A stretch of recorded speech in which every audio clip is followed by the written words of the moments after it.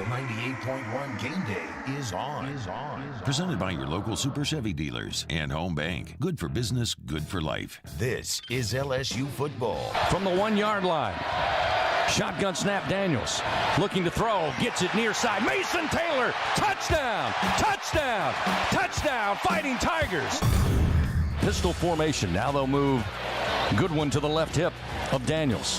Daniels going to keep it up the middle. He's free, 10, 5, touchdown, Fighting Tigers. LSU football on Eagle 98.1, the flagship home of the Tigers. Tonight from Tiger Stadium, it's the LSU Tigers and the Alabama Crimson Tide. Now, here's Charles Hanagriff and Matt Musso. Corner Burbank and Lee, welcome to Eagle 98.1 Game Day. I'm Charles Hanagriff along with Matt Musso. Walking you up to the start of tonight's game between the LSU Tigers and the Alabama Crimson Tide. LSU comes in with a record of 6-2, 4-1 in Southeastern Conference play and ranked 10th in the nation by the CFP committee.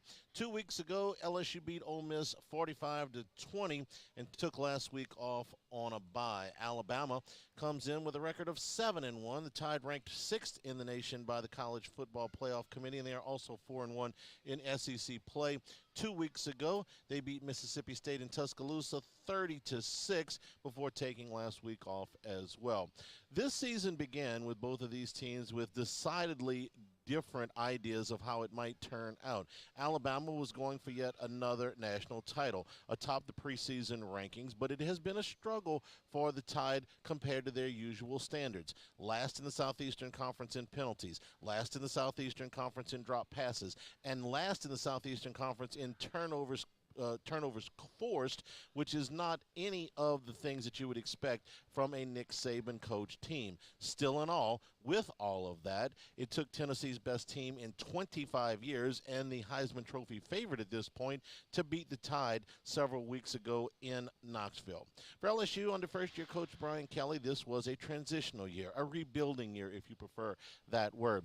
The Tigers in September looked every bit the part of that, struggling through a loss to Florida State, a win against Mississippi State that required a come-from-behind effort, and a couple of rental wins. However, in October, LSU appeared to turn the corner. Led by quarterback Jaden Daniels, who the last 2 weeks has accounted for 11 touchdowns, LSU has found a rhythm offensively. They've found some things defensively, starting with Harold Perkins, the outstanding freshman linebacker, that has sparked the Tigers to a 4-1 start. If you had said before this season started that Alabama would be playing for the Western Division title at the beginning of November, nobody would have been surprised. In fact, it would have been an upset if it had been anything but that. If you had said LSU would be in contention for the SEC Western Division title, that would have come as a shock to just about everybody. Yet here we are for another monumental game in Tiger Stadium between these two programs that have spent the better part of their, the last 2 decades clawing at each other, with the Tide more often than not coming out on top. But, Matt, today LSU has what we call in the vernacular a puncher's chance, maybe a little bit better than a puncher's chance. Pound for pound, is Alabama the better team? Yes, they are. But LSU has the home field advantage. They've got a little bit of momentum, and they are playing with some house money here today. It makes it a lot of fun, and especially because we didn't think we'd be here right now. Exactly. You didn't, but here you are, and this is what it should feel like. This week is just different, and it was that this week. 13 times since 2007 the teams have met in the top 15. Here you go again. It was just added more when LSU's name pops up at number 10 on Tuesday night of the College Football Playoff rankings. Does that really matter? Probably not, but it adds something to the game. It adds something to the game that, again, you're fighting for the Western Division. It adds something to the game that you said, house money. But I think they're playing with a lot of confidence right now, too, Hanny. House money, sure, but this team believes that they can go in there, go punch for punch, go toe-to-toe with Alabama, and come out victorious on their home field. Days like today are the reason that we love college football. Absolutely. LSU and Alabama, Tennessee and Georgia are going to kick off here in about an hour and a half. And just when we think we know everything that there is to know about college football, Northwestern and Ohio State are tied in the third quarter. So we can make predictions. We can make our best guess. We can look at things and say this is how it has gone in the past, and that's how it will go in the future. And time again, college football has the ability to surprise us, which is why we love the sport so much. Full staff on all hands on deck. It's like Game 7 of the World Series. Let's go. Everybody is with us today. So we hope that you enjoy the lead-up of today. I think the rain's gone. Looks like it. Looks like the rain's gone. The sun has come out today. So we're born again. There's new grass on the field, and we're glad that you're with us. This is Eagle 98.1 Game Day.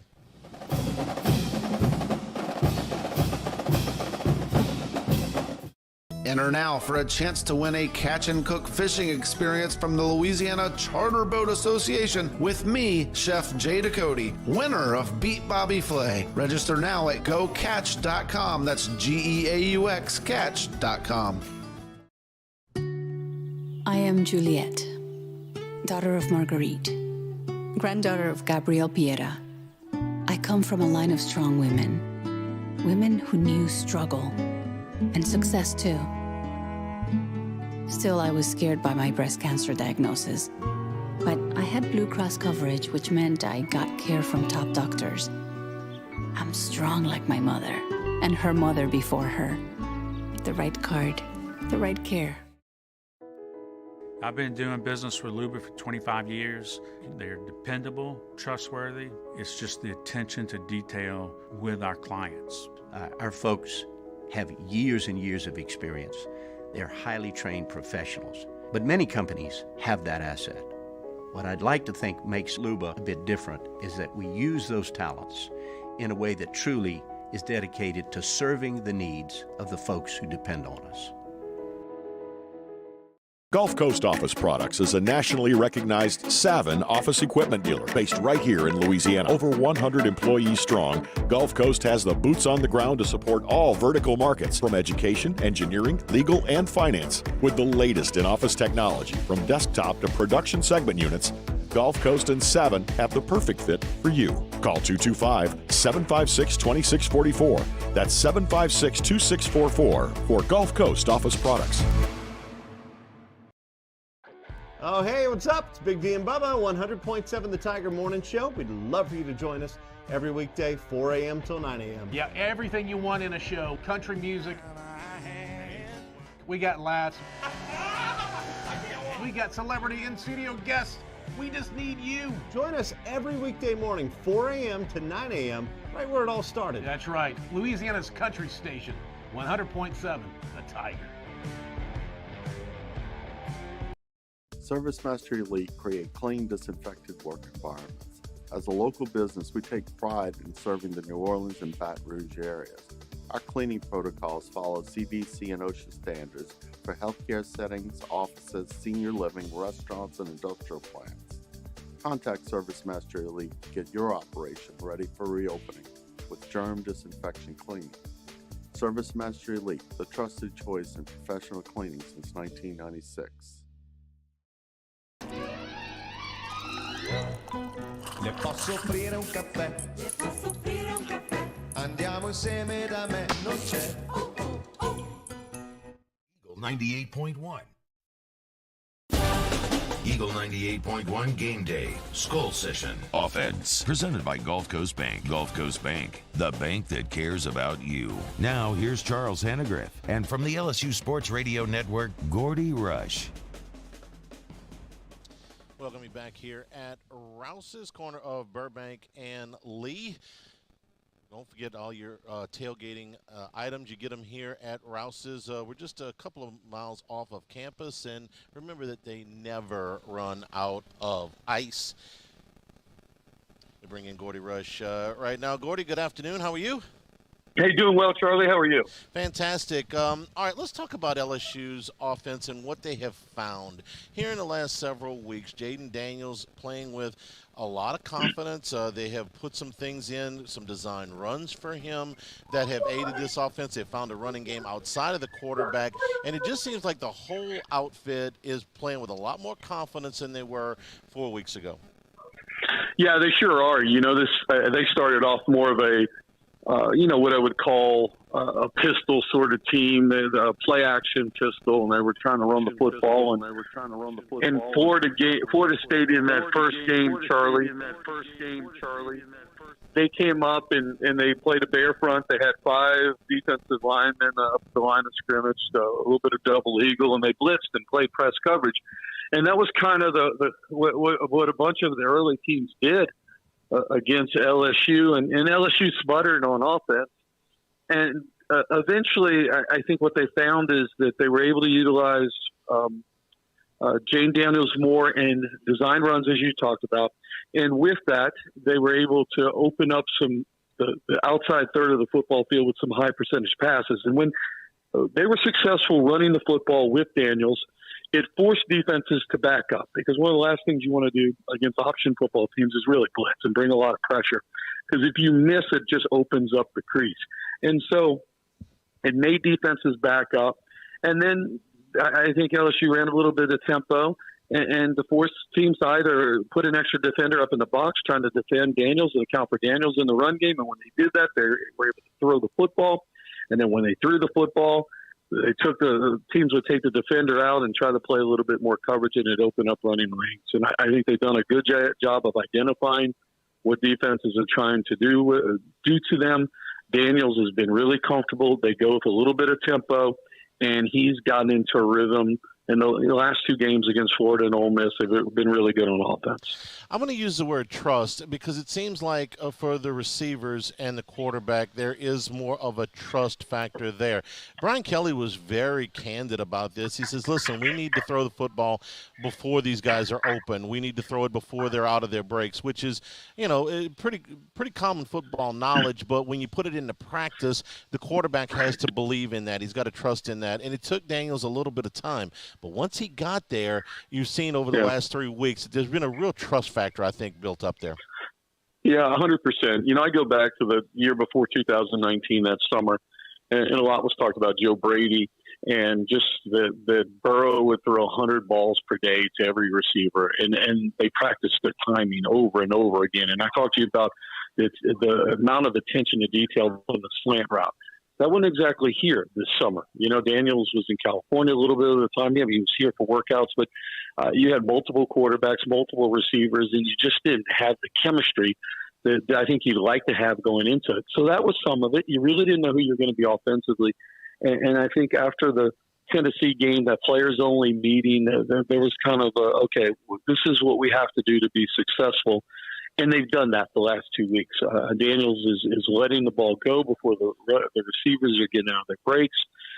They're playing hard. And I will tell you, and we talked about this on your handicast, that getting the receivers going, obviously, football-wise, X's and O's and statistics, that's one thing. But to get them going in the game, because they're the largest voices, loudest voices, I should say, in the locker room, and just the body language has changed with those receivers.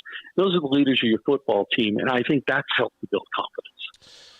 For years, you could set your watch by Nick Saban's defenses. You would have these gargantuan-sized linebackers. You would have defensive backs, corners particularly, that played great man-to-man press coverage, and you would have defensive linemen that were superior pass rushers. They've got a lot of that this year, Gordy, but they do seem to be a little bit vulnerable in the secondary, and that's Saban's baby. That's always been where he has, put his specific individual time on the practice field more often than not is with the defensive backs. This group can be had a little bit more so than his teams in the past.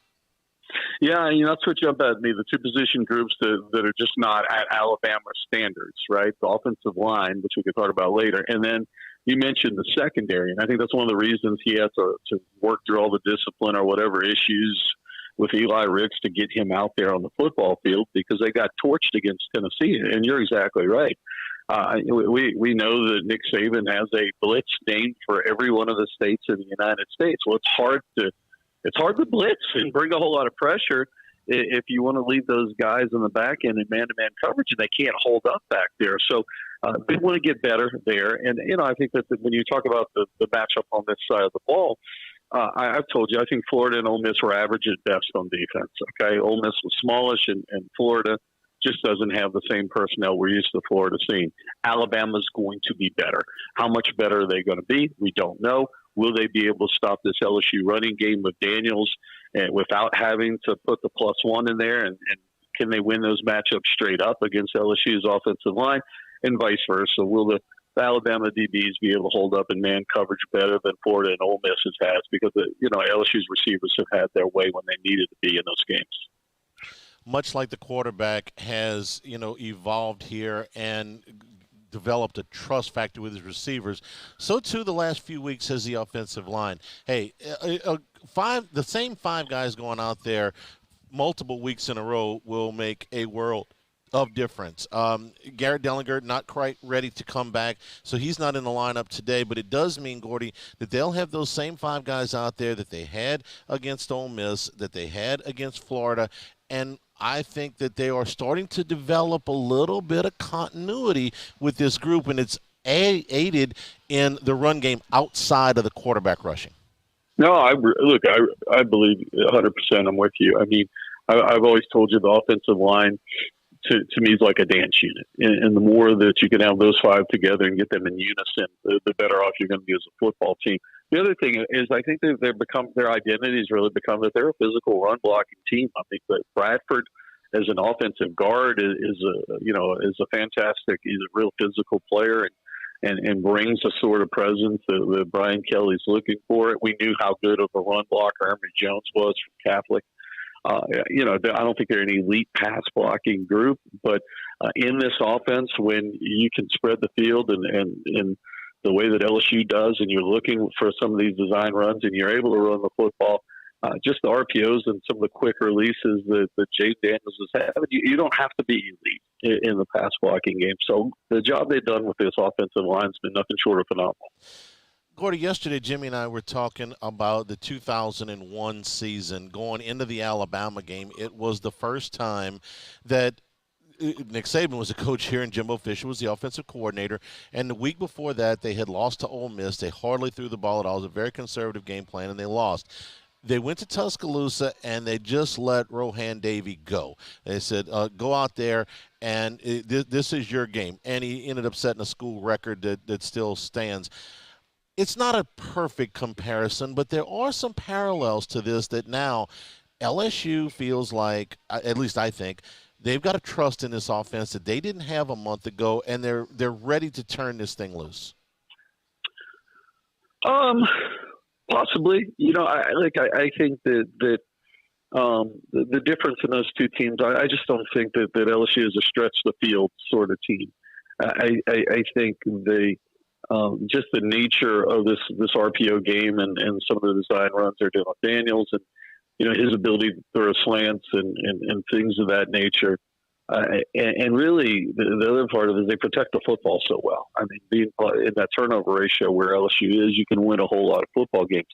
I think that's a parallel, and I think they want to hit on all cylinders and perform at a high level. I hope they stretch it a little bit more, and maybe Alabama's going to play press, and that's going to open up some opportunities with it. Again, to me, I think, can they pick up on the momentum they've built against Florida and Ole Miss against a better defensive unit and play with more confidence? We'll take a break. When we come back, we'll talk about LSU's defense and trying to defend Bryce Young, the reigning Heisman Trophy winner. We are at Rouse's, corner of Burbank and Lee, just off the LSU campus. Get all your tailgating needs here at Rouse's. Download the app for curbside delivery here at Rouse's, where they never, ever run out of ice. This is Eagle 98.1 Game Day. It's no secret. The best oysters in Baton Rouge are at Jolie Pearl Oyster Bar. Enjoy mouth-watering South Louisiana flavor and oysters from all over the country. And don't forget our nightly drink specials.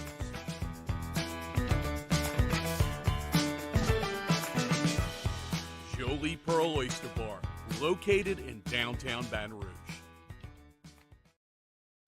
Eli's always been into grilling. It took us a while to see it, but the signs were there. What are you doing, Eli?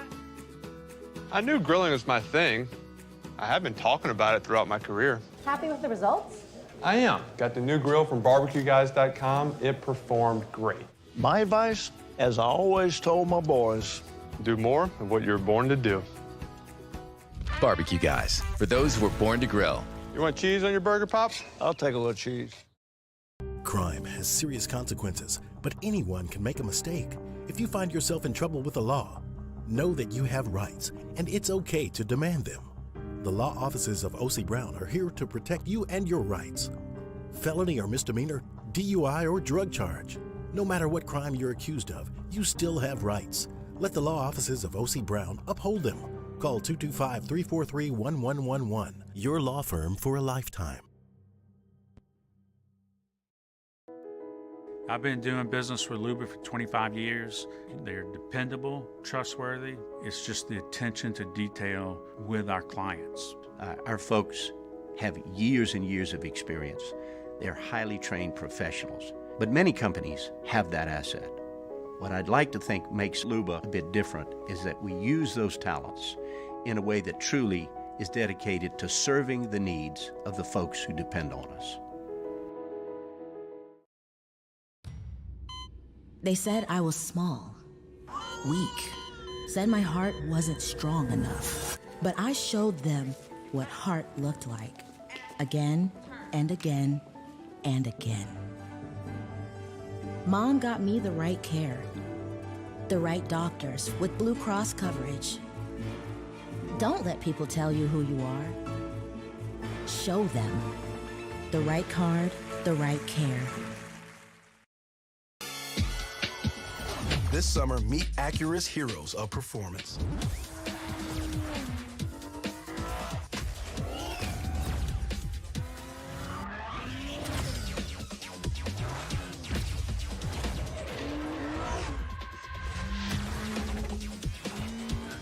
Only available at the Acura Summer of Performance. This summer, visit your local Acura dealer for attractive offers on the MDX.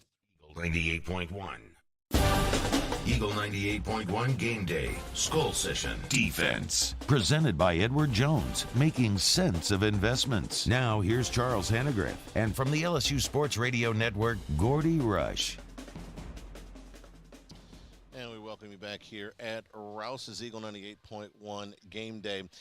Gordy, Bryce Young presents a unique challenge for the LSU defense. There have been times during this season, the Texas game comes immediately to mind, that he has flat out put Alabama's offense on his back and carried them. They still have a great complement of skill position guys. Jamar Gibbs is a fantastic player, but Young is what makes everything go. So let's talk about how LSU is going to attack him. Well, I think similar to the way that they've had their directs Ashford, certainly Richardson at Florida, and a little bit of last week with Jackson was at Dart from Ole Miss. We both athletic and move and what's different about Young is he can plant his feet, throw the football more accurately than certainly Ashford and Richardson.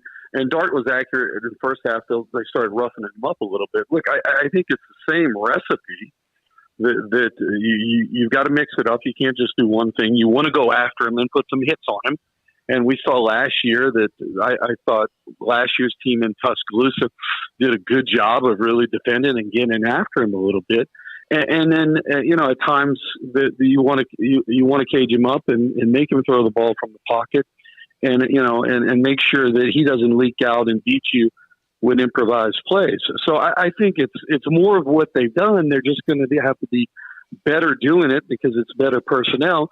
And just like Tennessee, that has such explosive people around him, you've got to limit the amount of explosive plays that LSU has had a problem with earlier in the season. Certainly did but have cleaned up a little bit better against Florida and Ole Miss. Gordy, the scramble drill in particular, I think, is huge this week because Bryce Young, though he can get up the field, and from time to time he will make one of those back-breaking runs, but mostly he is scrambling. He is making time for himself to throw the ball down the field. And so for me, with LSU's defensive backs, this is about maintaining discipline because he can buy himself so much extra time, but he doesn't do it to run most of the time. Most of the time, he's still got his eyes down the field. He's still throwing the ball up the field. Yeah, it reminds me of, what I'll tell you is what Burrow did in 2019 in the SEC championship game against Georgia, right? If you don't go after him, he's just going to buy time and continue to keep his eyes downfield, and receivers will keep moving around and make plays happen. You're right, and there's some similarities in I think some of that, and that's why you can't do just one thing, right? And there are times you've got to cage rush him, and that means keep making sure that you keep your responsibility, you keep him in, meaning you keep him in the pocket. That you don't want Wingo, the defensive tackle, to go up the field, create a gap, and he's able to run and move through it. Is you want to keep him contained, try to keep him in the pocket, and make him throw the play that's called, right? In other words, and not turn it into playground football. Now, I think, look, one of the big things that I expect to see tonight is that, big question you and I talked about was how do you get Perkins and Ojulari on the field? Ojulari, I think that jack position is the one that fits him the absolute best. He moves around a little bit on third down packages, but he is more of that. For me, Perkins is a little bit more versatile. He's so dangerous on that outside linebacker, the same position, because they get him wider and he's a speed rusher. But also, they've shown against both Ole Miss and Florida, and a little bit against Auburn and Ashford, they can line him up at middle linebacker, and he becomes a spy on the quarterback because he's so fantastic and so athletic. And I saw a fourth quarter full of that at Florida against Richardson, and I expect some of that. And I think that's how they get both of them on the football field, with Perkins kind of as an inside linebacker role and spying him. And I think that Perkins really being disciplined in his approach, and that you want to sit and mirror Young. And as soon as he looks to want to break out of the pocket, that's when I've got to be able to react and go to him. It's almost like a delayed blitz, Charlie, and that the focus is just not to spy him, but once he wants to break down the play and turn it into an improvise, you go get him. Perkins is so fun because we're talking about, okay, put him as a spy on Young. And then, so the next question is that Alabama throws the ball more to the backs than in any Saban team that I can remember. T.J. Yeldon certainly a little bit, but Gibbs is their leading receiver, number one, the tailback. So I said, well, who you got to cover him? Well, Perkins. Well, hang on, you only got one. You only got one Perkins, okay? So you can put him on Young, you can put him on Gibbs.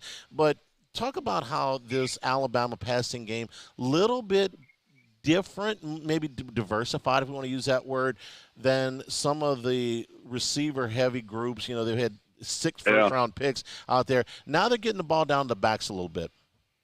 Oh, no doubt. You have to know where Gibbs is at all time. And look, the linebackers have played well. Baskerville's excellent in coverage. And then the move of moving Jay Ward from a hash player, a free safety, down to strong safety, and putting him down in the box. He's been really, really good in pass the short to intermediate game. If you remember the Mississippi State game when they first moved, and Ward was outstanding in that game there. Look, definitely you have to know where the playmakers are. And you're right, this is a different Alabama team. I mean, we go back, was it 2 years ago? Even in 19, they had those 4 wide receivers, Minchie and go on and on. Those guys that were so good. They're not quite there yet. I think a little bit more zone behind it, Charlie. You don't have to play. They're not going to play as much man as LSU played with Aranda, and then the years with Fellini and last year with Durante Jones. I think you play zone and you break up and make sure you're disciplined in your zone. And that's what I go back to what you said. Young wants to break the pocket. He wants to improvise. And if he's do that. I want as many defenders if I'm the defensive coordinator with my eyes on the quarterback, and I don't want to have my back to the quarterback where there's large pieces, large room between me and me as a defender and he as a quarterback, one. And secondly, I can't hold up man-to-man coverage that long if Bryce Young's going to be able to get out and make things happen. Gordy, this is the first game all season that LSU will have their full complement of defensive backs because Major Burns is back. When he was playing early in the season, LSU was without Joe Fouché. So with all of their bullets, if you will, what does it do for LSU's versatility in the secondary to have Burns back today? Well, I mean, I think Burns and Fouché are largely interchangeable, right? And the good thing of the Fouché and Brooks, obviously there's some familiarity there, but they were able to, I think, cut down on some of the communication issues. You know, my question is, Burns is, he's a leader back there, and Brian Kelly talked to me about that in his pregame interview. They'll come up on the network tonight. Do you throw Burns in there in a game of this magnitude after sitting out that long when you've got some stability there? I'm interested to see, right? He may be ready physically. Is he ready mentally to make sure you get in the right place? I think the key, when you look at Alabama, this is unlike it. They're so explosive. They have home run hitters, right? They make a lot of big plays happen. Limiting the number of explosive plays for this defense has been a challenge from jump. For going back to Florida State, the big plays, the big runs. Tennessee had a bunch of those big hitters, as we know, and certainly Alabama's great. It has great talent as well. LSU's going to have to limit those things. So I'm going to want a great communication. It's going to have to be paramount. And so is Burns going to be ready to hop in a game of this magnitude and take over that role? Just not physically, but he is a quarterback of the defense in that position. Gordy, last 2 weeks ago against Ole Miss, LSU was offsides on the opening kickoff, and then from there, they were mostly clean on special teams. Everything's fixed, right? You promised. Okay, so everything's fixed now, right? Yeah? Yeah, well, I mean, until somebody drops a punt, right? No, I mean, I don't want to erase that on Bite your tongue, yeah. But I know. I think I think they finally, I believe that they fixed the kick and PAT team.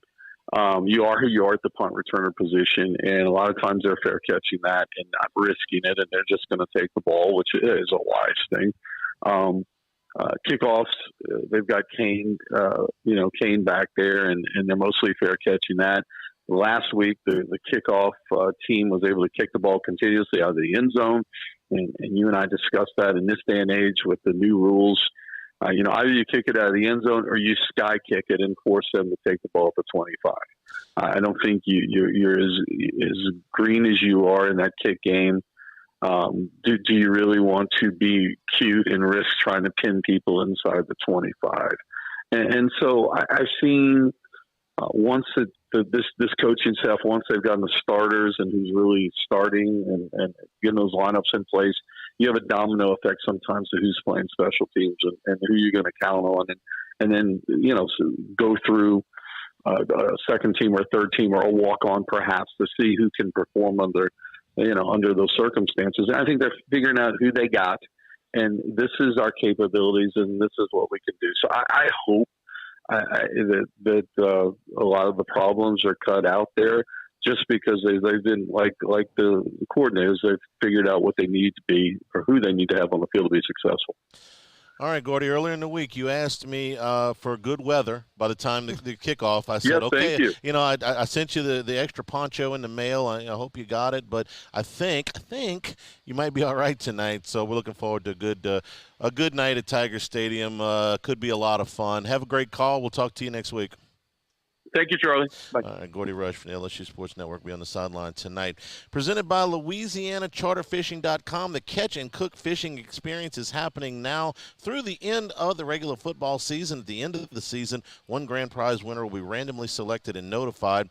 The winner will enjoy lodging in a charter fishing trip for themselves and a friend, along with special guest Chef Jay Ducote. The crew will enjoy a full day of fun on the water and get to go catching with one of Louisiana's best captains. And after fishing, the grand prize winner and their guests will head back to the camp with Chef Jay for an unforgettable cookout and dinner for all. It's a once-in-a-lifetime opportunity for anybody who loves fishing, food, and fun, and entering to win is easy. All you have to do is visit gocatch.com and complete the registration form. That's GEAUX catch.com. Also, 5 runners-up will get selected to win a LouisianaCharterFishing.com prize pack valued at $100. That's LouisianaCharterFishing.com. We'll take a break. Jimmy out will get us caught up on everything going on, plus the 2:30 window of games here at Rouse's, where when you download the mobile app, you can get curbside delivery. This is Eagle 98.1 Game Day. Gulf Coast Office Products is a nationally recognized Savin office equipment dealer based right here in Louisiana. Over 100 employees strong, Gulf Coast has the boots on the ground to support all vertical markets, from education, engineering, legal, and finance. With the latest in office technology, from desktop to production segment units, Gulf Coast and Savin have the perfect fit for you. Call 225-756-2644. That's 756-2644 for Gulf Coast Office Products. Oh, hey, what's up? It's Big D and Bubba, 100.7 The Tiger Morning Show. We'd love for you to join us every weekday, 4 a.m. till 9 a.m. Yeah, everything you want in a show. Country music. We got laughs. We got celebrity in-studio guests. We just need you. Join us every weekday morning, 4 a.m. to 9 a.m., right where it all started. That's right. Louisiana's country station, 100.7 The Tiger. ServiceMaster Elite create clean, disinfected work environments. As a local business, we take pride in serving the New Orleans and Baton Rouge areas. Our cleaning protocols follow CDC and OSHA standards for healthcare settings, offices, senior living, restaurants, and industrial plants. Contact ServiceMaster Elite to get your operation ready for reopening with germ disinfection cleaning. ServiceMaster Elite, the trusted choice in professional cleaning since 1996. I'm Jay Ducote. I grew up learning how to cook at LSU tailgate parties and right in my own backyard.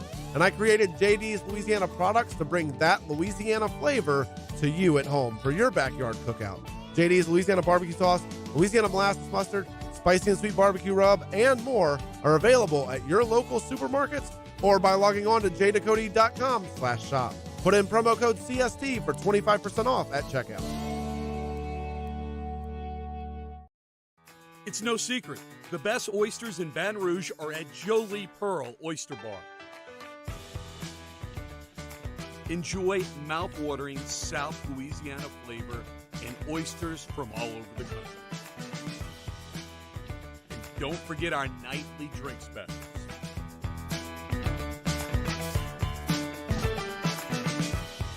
Jolie Pearl Oyster Bar, located in downtown Baton Rouge. Eli's always been into grilling. It took us a while to see it, but the signs were there. What are you doing, Eli? I knew grilling was my thing. I have been talking about it throughout my career. Happy with the results? I am. Got the new grill from barbecueguys.com. It performed great. My advice, as I always told my boys, do more of what you were born to do. Barbecue Guys, for those who were born to grill. Eagle 98.1. Eagle 98.1 Game Day. Otter Locks. Presented by Lofton Staffing Services. Lofton Staffing Services. At Lofton, we put people to work. Call us today at 924-0200 or go to lofton.jobs. Now, here's Jimmy Ott. And we welcome you back here at Rouse's, corner of Burbank and Lee. Download the mobile app for curbside delivery for all your tailgating needs. Bring in Jimmy Ott. Jimmy, good afternoon. How are you? Good, Charlie. How about you? Fantastic. Let's talk about what's going on here in the early window. And the score that's got everybody shocked is Ohio State with a 7-point lead going to the fourth quarter against Northwestern. It has been a run heavy, and I'm, maybe understating it a little bit, attack for Northwestern, but it's kept them in this ball game. They were a 38-point underdog in this game, but here they are within a touchdown of the Buckeyes. Sort of the theme. Northwestern actually outgaining Ohio State in this game, barely 206 to 195. But the story in the Midwest is the wind. Like the Missouri-Kentucky game, gusts up to 40 miles an hour. Well, if you ever been to Northwestern's campus like I have in Evanston, 45-minute drive through the city north of Chicago, it's on the Lake Michigan. So, there's wind and there's wind in the windy city, and that's why you're seeing these teams, run the ball so heavily. It's really made it tough on the passing game. In a lot of games, and a lot of them on Minnesota, Nebraska in the fourth quarter, 13-10. Ohio State 14-7. Kentucky, Missouri 14-9. Iowa, although they struck for two quick ones, that's low scoring, 24-3, and Wisconsin 20-3. So a lot of the Midwest games are going under so far. Don't imagine that Northwestern is going to be able to finish this off, but it is going to get the attention of the committee, or at least it should, since they talked about dominant wins and controlling games and all that earlier this week. So if that's important to them, this should catch their attention. TCU, still undefeated. Going to the fourth quarter, they are down, although they are inside the 10-yard line. They're down 4 points to Texas Tech, but this is how TCU plays, right? I mean, they play close games and they win. That's what they've been doing all season, but they are behind in the fourth quarter at home. Yeah, but this one has a different tone, Charlie. They're not scoring. They're not getting the big chunk plays. They don't have an offensive touchdown today. It was a kick return for their only score of the game. So, Texas Tech is the fastest team in college football. They play the quickest tempo of anybody, most offensive snaps per game. But it's kind of been a little bit of a sluggish game. And again, maybe not quite the extreme wind conditions that they have in the Midwest, but it's affecting this game as well because TCU, top 3 in yards per play, scoring offense. I mean, they're an offensive team. They give up a bunch of points, but this one's coming way short of the 69 total that was on the game before it started. In College Station, Florida with a 10-point lead late in the third quarter. Jimmy, I'm surprised. I thought after last week with Connor Weigman going in the game, the freshman quarterback throwing 4 touchdown passes in the loss, that we would see him today. It's been Haynes King. He hasn't played badly, but A&M finds themselves in another hole late in the third quarter here against Florida. Were you surprised that King got the nod today? Not after I heard that he had the flu and about 10 other teammates did as well. That's okay. That's why the line went from 3 to 1 right before kickoff. So he's got the flu like a bunch of others, and it's really showing on the defensive side for Texas A&M. Florida is just going up and down the field. It's not so much that A&M is not scoring. They're scoring. They got 24 right now, and they're going to get some more. But they're really depleted. And, just yards after contact. It's just not the same caliber of athletes that they have on, after all those guys missed today with the flu. All right, let's talk about the 2:30 window, and the big one is Tennessee and Georgia. This line has moved a lot. It opened up with Georgia as a big favorite. It came down considerably, and now it's clicked back up. I'm showing Georgia 9 right now. This is the game everybody's watching. What do you think? Well, it's the look ahead before the games last week. It was 12.5, and Tennessee was so impressive in a look ahead spot against a solid team in Kentucky, and it affected the line. So they opened up 9.5, and it was just storming in as I watched Missouri take a 1-point lead with 8 minutes to go, and TCU take a 2-point lead, both waiting on the extra points in their game. But the sharp action just waited, Charlie. This is a high-profile game. This is number 1 versus number 3. It's going to get all kinds of action, handle like crazy. But it was all lopsided, 90% for a big chunk of the week. And then finally, the sharp players yesterday, they thought it got as low as it could. They pounded on it, -7.5, and it's been at 9, and it's pretty much going to stay at 9 at that point. So it's I thought it was both the pros and the Joes. No, this is a public dog in Tennessee against the sharp action. That's on Georgia now, -7.5. Otter, in the afternoon window as well, Arkansas, they're hosting Liberty. I'm showing the Hogs laying 14 and a hook. A little bit of a sandwich spot here maybe with LSU looming in Fayetteville to early kickoff next week? Yeah, absolutely. Absolutely. This is about the same week that Liberty went to Ole Miss last year. And I think they lost by 13, Musso, and it was very close to that number. And Liberty turned the ball over a few times. It's a soft spot. It's a tough. Man, Arkansas, who is doing their scheduling? I mean, they play in the SEC West. They go to Provo, Utah to play BYU. They play Cincinnati, who was in the playoffs last year. And they play in Liberty now, who's averaging 10 wins in their last is going to maybe win 10 this year and has won 10 the last 2 years.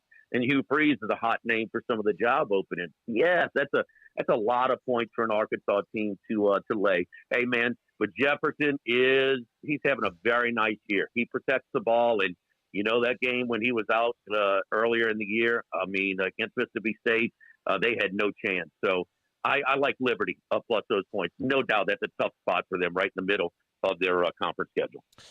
Jimmy, tonight Clemson is at Notre Dame. This game 2 years ago in the COVID year was a game that Trevor Lawrence missed, and we saw DJU make his debut. He had a great game, even though Clemson lost. Tonight, Clemson goes in as a 4-point favorite. Notre Dame has been way better on the road than they've been at home, and Clemson needs not only do they need to win, they maybe need a little bit of style points, if you will, because they're clinging to that spot in the college football playoff right now. Charlie, you mentioned that. You mentioned it with Ohio State as well. But the biggest thing, if they do win, I don't think the style points matter. I can't think you're going to keep a 13-0 ACC champion out of the playoffs. I can't see where you're going to keep a 13-0 Big Ten champion out of the playoffs. So style points, if they lose a game, maybe. But this is the toughest game the rest of the way on Clemson's schedule. The ACC we thought was going to be good with a lot of good quarterbacks coming in. But, I mean, it has been awful this year. Van Dyke's out for the year. The kid for NC State, he's out for the year. I mean, Keaton Slovis has kind of been okay for Pitt. DJU has been okay, but he's been way better than Notre Dame quarterback play. It's been awful. I mean, really awful. And when they can run the ball right down North Carolina's throat or Syracuse's throat last week, it's been, they can win those games comfortably on the road. But this is the same team that has struggled moving the ball against Marshall, a bad Stanford defense, and Cal is very mediocre at best on that side of the ball. So Clemson's getting healthier up front. They've already got healthier in the secondary. I think it's a short number in a big circle game for Clemson. It'll be their toughest one the rest of the way. I'm laying the 3.5. All right, Jimmy. Tonight LSU with Alabama coming in. Everybody that came in Rufino's yesterday said, hey, can LSU win it? Can LSU win it? We both think that they've got a great chance here tonight. So you've seen enough of Alabama, certainly, in LSU. What do you think transpires tonight, and how good a chance do you give LSU? Well, I don't know about great chance, but I think that LSU has a shot. And I think that LSU will play closer, especially the offense, closer to what they played the last 2 weeks instead of the previous, 6 or 7. In the passing game, we know about that. And this is a big deal in the first year of a coach. You want to see a team develop over the course of the season. And that's what has happened. It kind of almost happened overnight against Florida in the Ole Miss. Alabama's defense is better than Florida and Ole Miss's defense. But, man, it gets you into a rhythm. It gets you confident. And I think they have a shot. I mean, it's going to be – LSU's a year ahead of schedule almost on this rebuilding process, because Nick Saban didn't have LSU or Alabama in his first year playing relevant football, controlling their own destiny in the West, in November. So I think it's going to be a lot of points. I think it'd be a lot of fun. I'm looking for a great game, and I think it's way too many points. I think you have a great shot at covering because LSU's point spread value in Vegas, their Vegas ranking is 22, much lower than the number 10 that the committee gave them. I think they're playing much higher level than, say, 22. I think they're playing closer to top 7 or top 8 with teams like TCU, Clemson, and some others. LSU's definitely USC, Oregon. So I think LSU's got a great shot to be competitive, and maybe a shot to win it outright. But they're still the underdog, and I mean that's a damn good quarterback they're going against tonight. Who's bringing us Otter Locks today? All right, Lofton Staffing Services at Lofton and Lofton.jobs is really something that we are proud of, man. Second generation Lofton Staffing Services. They match hard workers with the most sought after employers. To Lofton, you're more than just another employee. Lofton cares about your interests and will match you with a company that needs your skills. You can complete an application, schedule an interview, and even browse jobs at Lofton.jobs. Lofton also has an unlimited $100 referral bonus. Lofton Staffing Services, we've been putting people to work since 1979. Lofton Staffing Services, 924-0200. And Lofton.jobs. All right, Jimmy, thanks a lot. Tomorrow morning, Football Sunday on 104.5 ESPN Baton Rouge. You and Roll have plenty to talk about and get you ready for the NFL games. Thanks a lot. All right, thanks, Charlie. We'll take a break here at Rouse's. When we return, we'll get you caught up on everything going on in college football. Full Scoreboard is next. Eagle 98.1 Game Day. I am Juliet, daughter of Marguerite, granddaughter of Gabriel Piera. I come from a line of strong women who knew struggle and success too. Still, I was scared by my breast cancer diagnosis, but I had Blue Cross coverage, which meant I got care from top doctors. I'm strong like my mother and her mother before her. The right card, the right care. This summer, meet Acura's heroes of performance.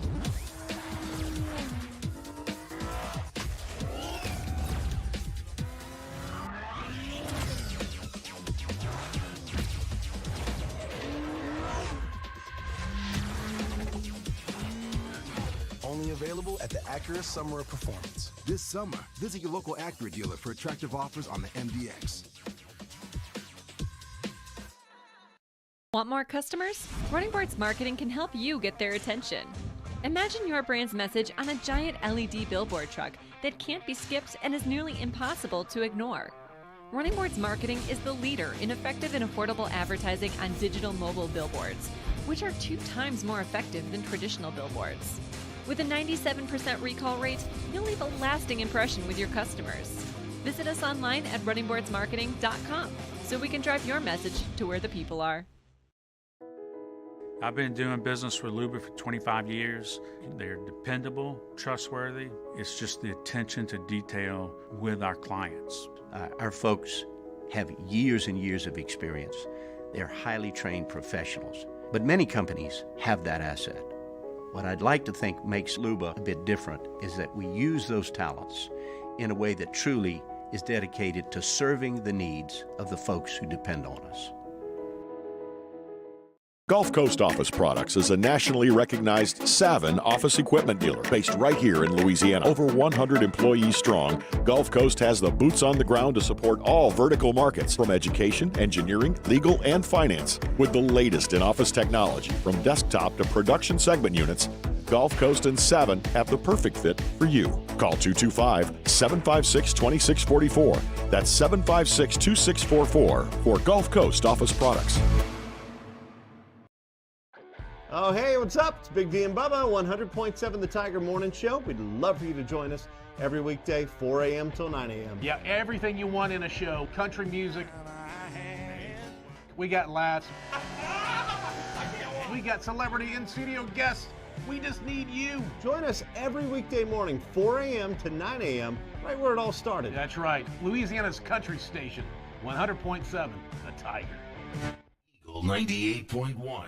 The First South Farm Credit College Football Scoreboard. First South Farm Credit, financing farms and land since 1916.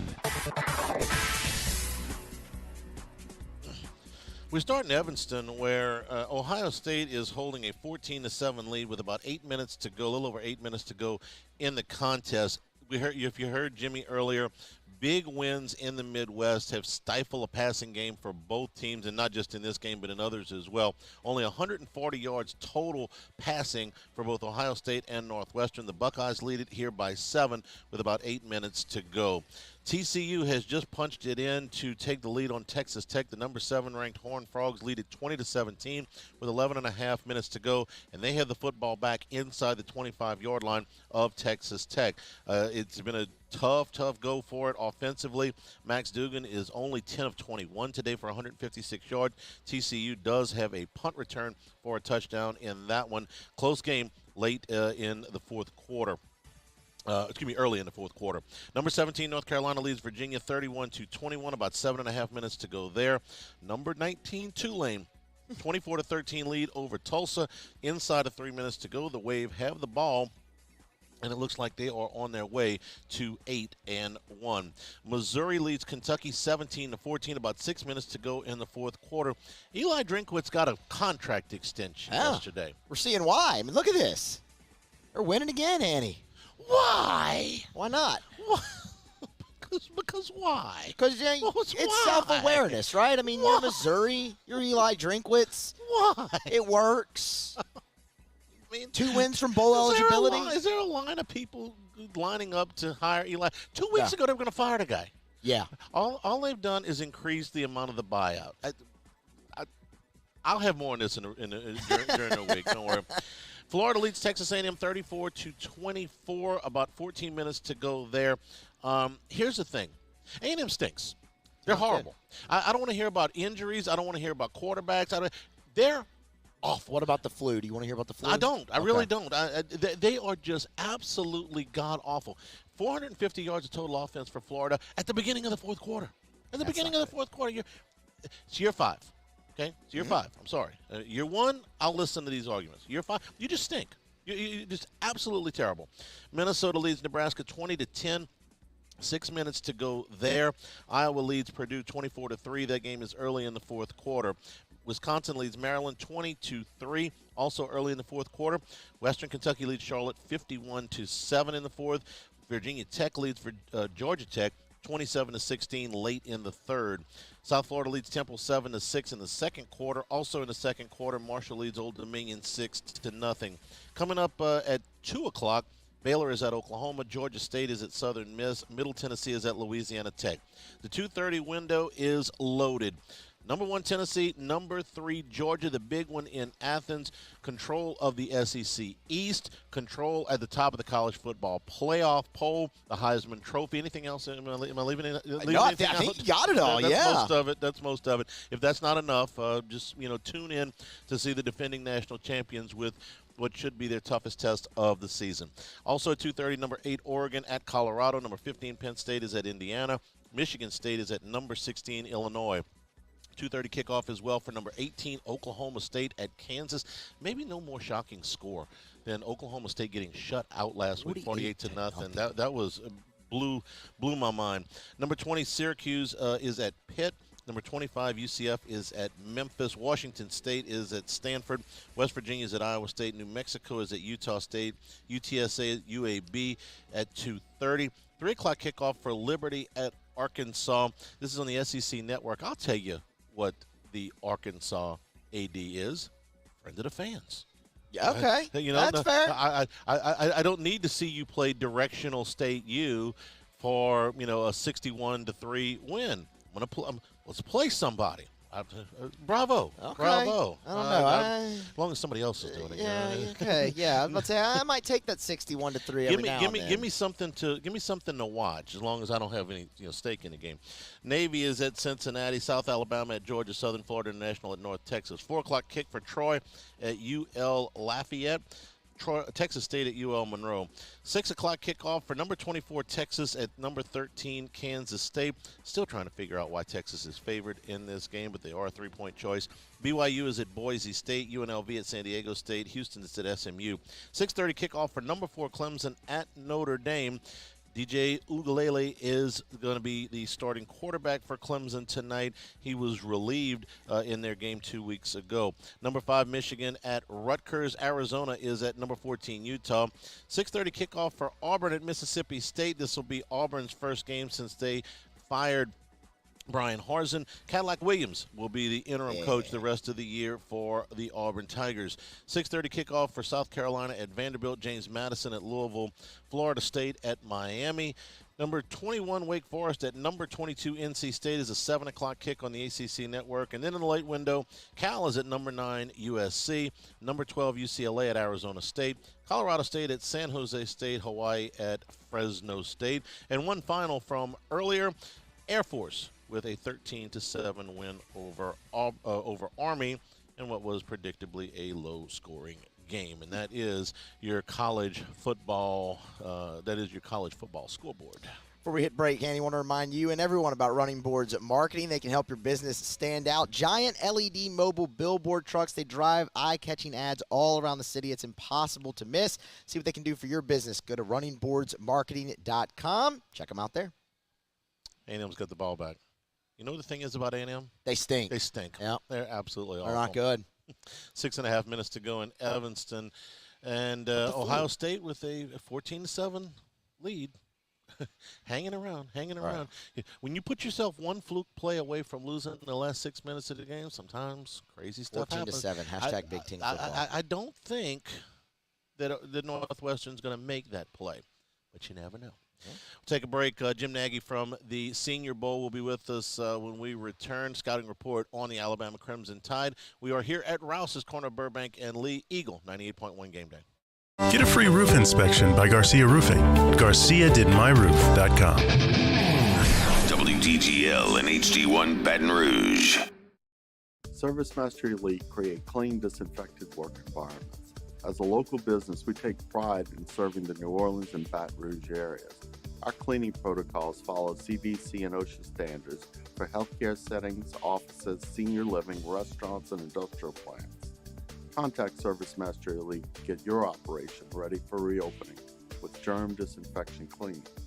Service Master Elite, the trusted choice in professional cleaning since 1996. I'm Jay Ducote. I grew up learning how to cook at LSU tailgate parties and right in my own backyard. And I created JD's Louisiana products to bring that Louisiana flavor to you at home for your backyard cookout. JD's Louisiana barbecue sauce, Louisiana molasses mustard, spicy and sweet barbecue rub, and more are available at your local supermarkets or by logging on to jducote.com/shop. Put in promo code CST for 25% off at checkout. It's no secret. The best oysters in Baton Rouge are at Jolie Pearl Oyster Bar. Enjoy mouth-watering South Louisiana flavor and oysters from all over the country. And don't forget our nightly drink specials.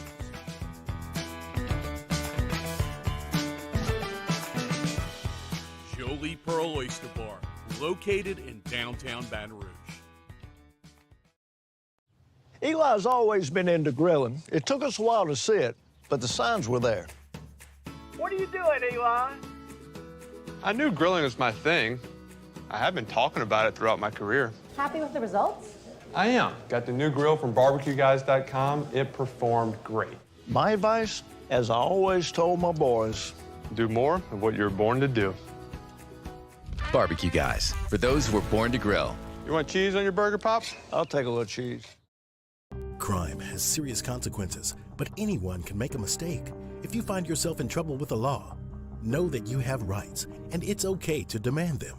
The law offices of O.C. Brown are here to protect you and your rights. Felony or misdemeanor, DUI or drug charge. No matter what crime you're accused of, you still have rights. Let the law offices of O.C. Brown uphold them. Call 225-343-1111. Your law firm for a lifetime. I've been doing business with Luba for 25 years. They're dependable, trustworthy. It's just the attention to detail with our clients. Our folks have years and years of experience. They're highly trained professionals. But many companies have that asset. What I'd like to think makes Luba a bit different is that we use those talents in a way that truly is dedicated to serving the needs of the folks who depend. Eagle 98.1. Eagle 98.1 Game Day Scouting Report. Presented by Demco. Demco, powering lives, brightening the future. And welcome back in. Eagle 98.1 Game Day. We are live from Rouse's on Burbank and Lee. We continue to count you down. LSU, Alabama, 6 p.m. kickoff, top 10 matchup under the lights Saturday night in Death Valley. Let's take a closer look at the Alabama Crimson Tide. For that, we welcome in our guy, the executive director of the Reese's Senior Bowl. That's Jim Nagy. Jim, bye week last week. Welcome you back here. Appreciate the time as always. How are you? I'm great, Matt. I'm looking forward to this one. This is, going back to my days scouting in the NFL, this is always the game of the year. I feel like there's more NFL prospects on the football field in this matchup than any other one in the country every year. So I'm fired up about this one. You are not alone. There's not many here that I think thought, especially after week one, that LSU would be in a position to win the SEC West the first week in November. And it's going to be an uphill climb, but that's where they are. Jim, I want to focus in a lot on Alabama's defense today with you because there's a lot of veteran players who turned down the NFL draft last year to come back for their senior year that I know y'all have your eye on. Let's start kind of up front just on the defensive line with Bryce Young, veteran player who's contributed for a very long time for Alabama and is doing so again in the middle. Yeah, I think when you talk about Alabama's front, all these guys get overshadowed by Will Anderson, right? Yeah. And deservedly so. Yeah. I mean, Will's a great player, but Bryce Young, he kind of fits that mold of what we've seen the last 15 years under Nick Saban. Big, long, really good technician, wins with power. He will be disruptive. If you see things being blown up in the middle of that LSU offensive line, it's probably going to be Bryce Young. He's got the most disruptive ability of any of those guys. They've got a guy next to him, DJ Dale, who's another senior that we're looking at, and he's been hurt. We've seen him in a walking boot recently, but if he's back, he's more of a clogger. He's a guy that'll take up double teams. Good player, good for what he does in his role. But the more disruptive one is Bryce Young.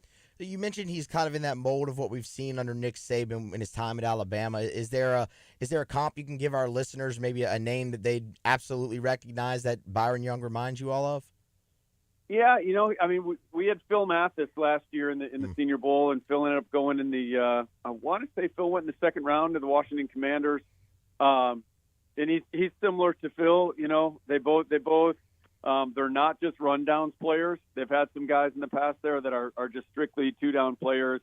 I think, Phil last year had 7 or 8 sacks, and Bryce Young is similar. I mean, he can get upfield and affect a quarterback. So, they've had so many good ones. I don't think he's to the caliber of, like, the John Allens and Jaron Reed and that group, those guys that were, first-round picks and have become Pro Bowl level players to the next level.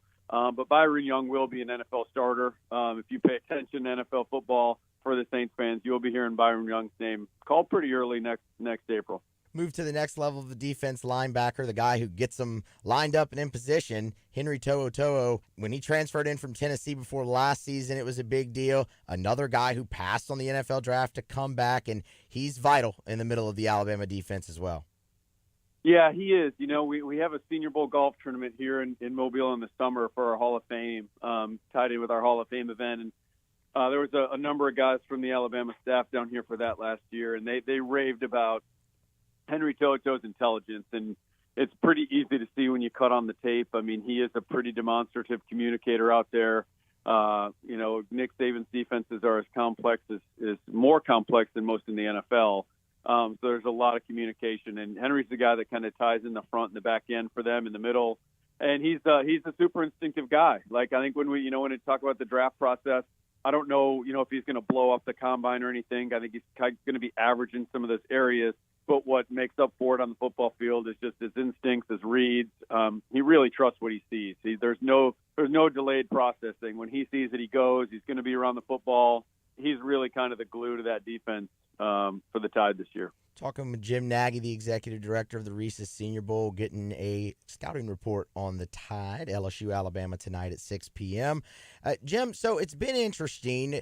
We've had a lot of people on the airwaves this week who cover LSU, who cover Alabama, and they've all kind of pointed to the secondary as maybe a bit of a quote-unquote weakness for Alabama, but they've got two really solid veteran players at the back end of the safety position. Let's start with DeMarco Hellams, who is just a physical player, second on the team in tackles right now. This guy's got 3 double-digit tackle games already from the safety position. Yeah, DeMarco, he is. He's a really physical downhill player. He's aggressive. He had a tough game a couple weeks back against Tennessee. The Vols did a really nice job of creating things schematically where they matched DeMarco in man coverage against wide receivers, and that's a tough assignment for a guy that is probably going to run in the 4.6s in the spring. But for what he does when he's really good coming downhill, running alleys, he's physical. LSU's had some safeties like this guy in the past. He brings a presence, and what I liked about DeMarco was after that Tennessee game the following week against Mississippi State, he brought it. He was all over the field. I think he had double-digit tackles. He had tackles behind the line of scrimmage. He forces fumbles. He's a physical presence. He's kind of got some tone setter to his play. And that week against Mississippi State, a couple games ago, he was our Senior Bowl Defensive Player of the Week. So really a cool bounce-back performance for him, and it tells you kind of how he's wired mentally. And there's his running mate, and that's Mr. Battle, number 9, back there in crimson and white. He's a name that you just know. I mean, Jordan Battle feels like he's been at Alabama for a very long time. A similar theme, right? Turned down an opportunity at the draft. He's back again this year and making the most of a senior season. Yeah, Jordan's a little bit different. He's got a little more coverage ability than Hellams, a little more range. He had 4 interceptions last year. I think that's why you saw Jordan's name in a lot of mock first-round drafts and things like that over the summer. You have production on the ball like that, and you have a script A on your helmet. You're going to get a lot of media attention. He projects as an NFL starter. I think most scouts see him that way. He's not a true free safety. He's not really a true strong safety. He's kind of got elements of both. So he's as scouts like to say, he's a little interchangeable that way. But he's going to have to play well. Jordan Battle's going to have to play well for this defense if the Tide gets to where they want to get by the end of the season. He was in some first-round mocks, and I know we've kind of talked about mock drafts with you before. They might not be your favorite thing, but he's in the. How does he kind of end up back at Alabama? Is there one thing that scouts are looking for him to kind of improve on this year? Yeah, I mean, he ended up back there because Nick Saban knows a lot of people in the NFL, and he got real information. He wasn't reading the internet. Jordan, he doesn't project as a first-round pick. He's more of a later day 2, early day 3 player. Again, I think because you can't really define what he is he like a high-end center fielder? No, he's not. Is he, if you're talking about just guys in run support down in the box, Hellam's actually more effective in that role. So, he's a good, solid player in both areas, but usually to be a really high pick, you have to project it in one phase or the other, free or strong. And Jordan's just, to me, he's really solid in both areas. One more for you, Jim, before we let you go. Your time very much appreciated. The Reese's Senior Bowl, the official Twitter account of the Reese's Senior Bowl, you mentioned it earlier, the DeMarco Hellams, the player of the week. You'll do a great job of highlighting matchups and guys each week. The one for this week was Jay Ward, matchup of the week, Jay Ward versus tight end Cameron Latu. What is it about that matchup that has y'all intrigued? Yeah, Latu set the Alabama record last year for tight ends by a touchdown in a single season. He had 8 touchdowns a year ago. He's been dinged up for a good part of this year, kind of in and out. They haven't really got him going. I think he had 6 catches for 90 yards a couple weeks ago. Was the best game he's had, but he is a good player. I mean, the guy is a former linebacker, but he's a fluid guy. He can run, he can catch. With Jay Ward, Jay's got really good cover skills in the nickel spot. I think he talking to as many NFL teams as we do, I mean, they really see Jay as a starting nickel at the next level. I think he's found his home this year in that defense. He's more of a nickel than a safety, but he has the length. He's not as tall as Cam Latu. He's given up some inches there on height, but he is long, and he does a nice job of playing around people. So the thing with Latu is, like, he could win that matchup just based off bulk. He's just a heavier guy, and that's where, Jay's lacking. Jay's only about 185 pounds, but Jay's physically plays bigger than that. So that's going to be a really fun matchup. I know that Alabama is going to try to get Cameron Latu involved, and so it's going to be up to Jay to take him away. But Jay Ward's had a really, really good season for LSU. Jim Nagy, the executive director of the Reese's Senior Bowl. LSU, Alabama tonight, 6 p.m., the battle for the SEC West. And as many around here say, that's how it should be. Jim, we appreciate your time. As always, we'll do it again next week when the Tigers head to Fayetteville for an early one, 11 a.m. kick. Thank you very much, and we'll talk then. All right. Thanks, Matt. Absolutely. That is Jim Nagy, the executive director of the Reese's Senior Bowl. Go ahead and follow him on Twitter at JimNagy_SB. You can follow the Senior Bowl at Senior Bowl, where you find great things like the matchup of the week, Jay Ward and Cameron Latu.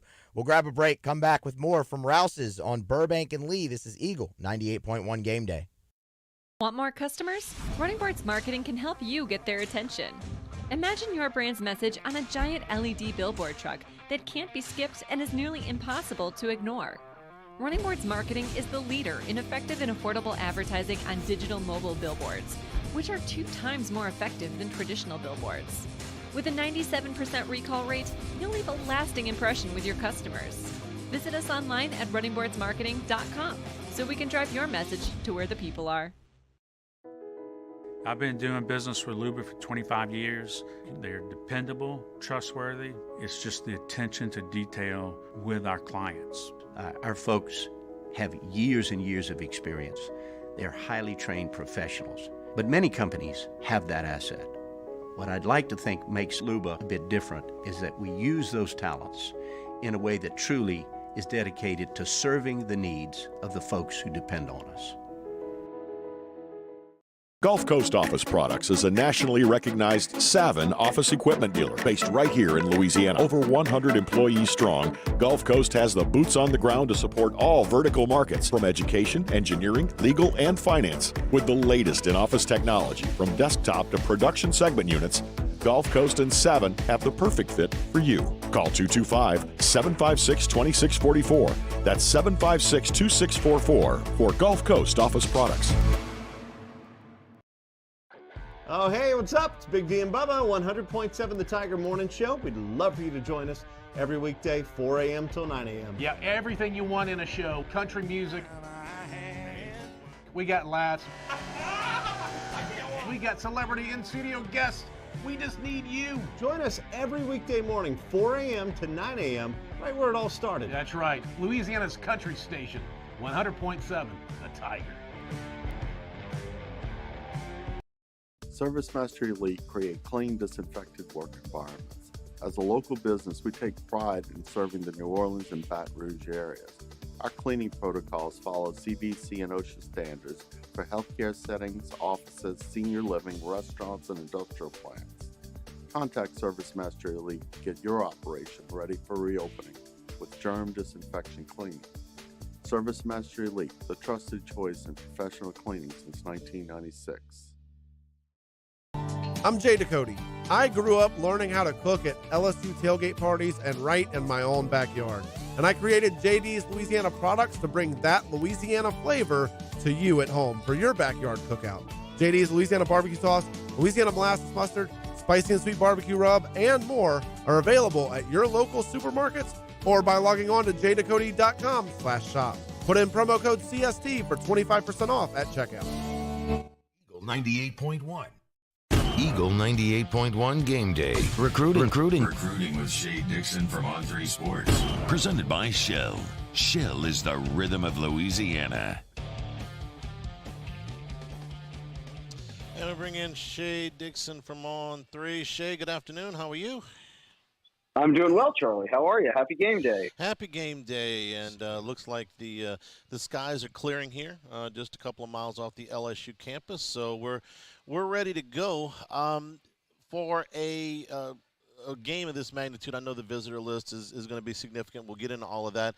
But we've had some commitments this week for this class and class's future. So let's start there, and let's start with the quarterback, Colin Hurley, out of Trinity Christian in Jacksonville.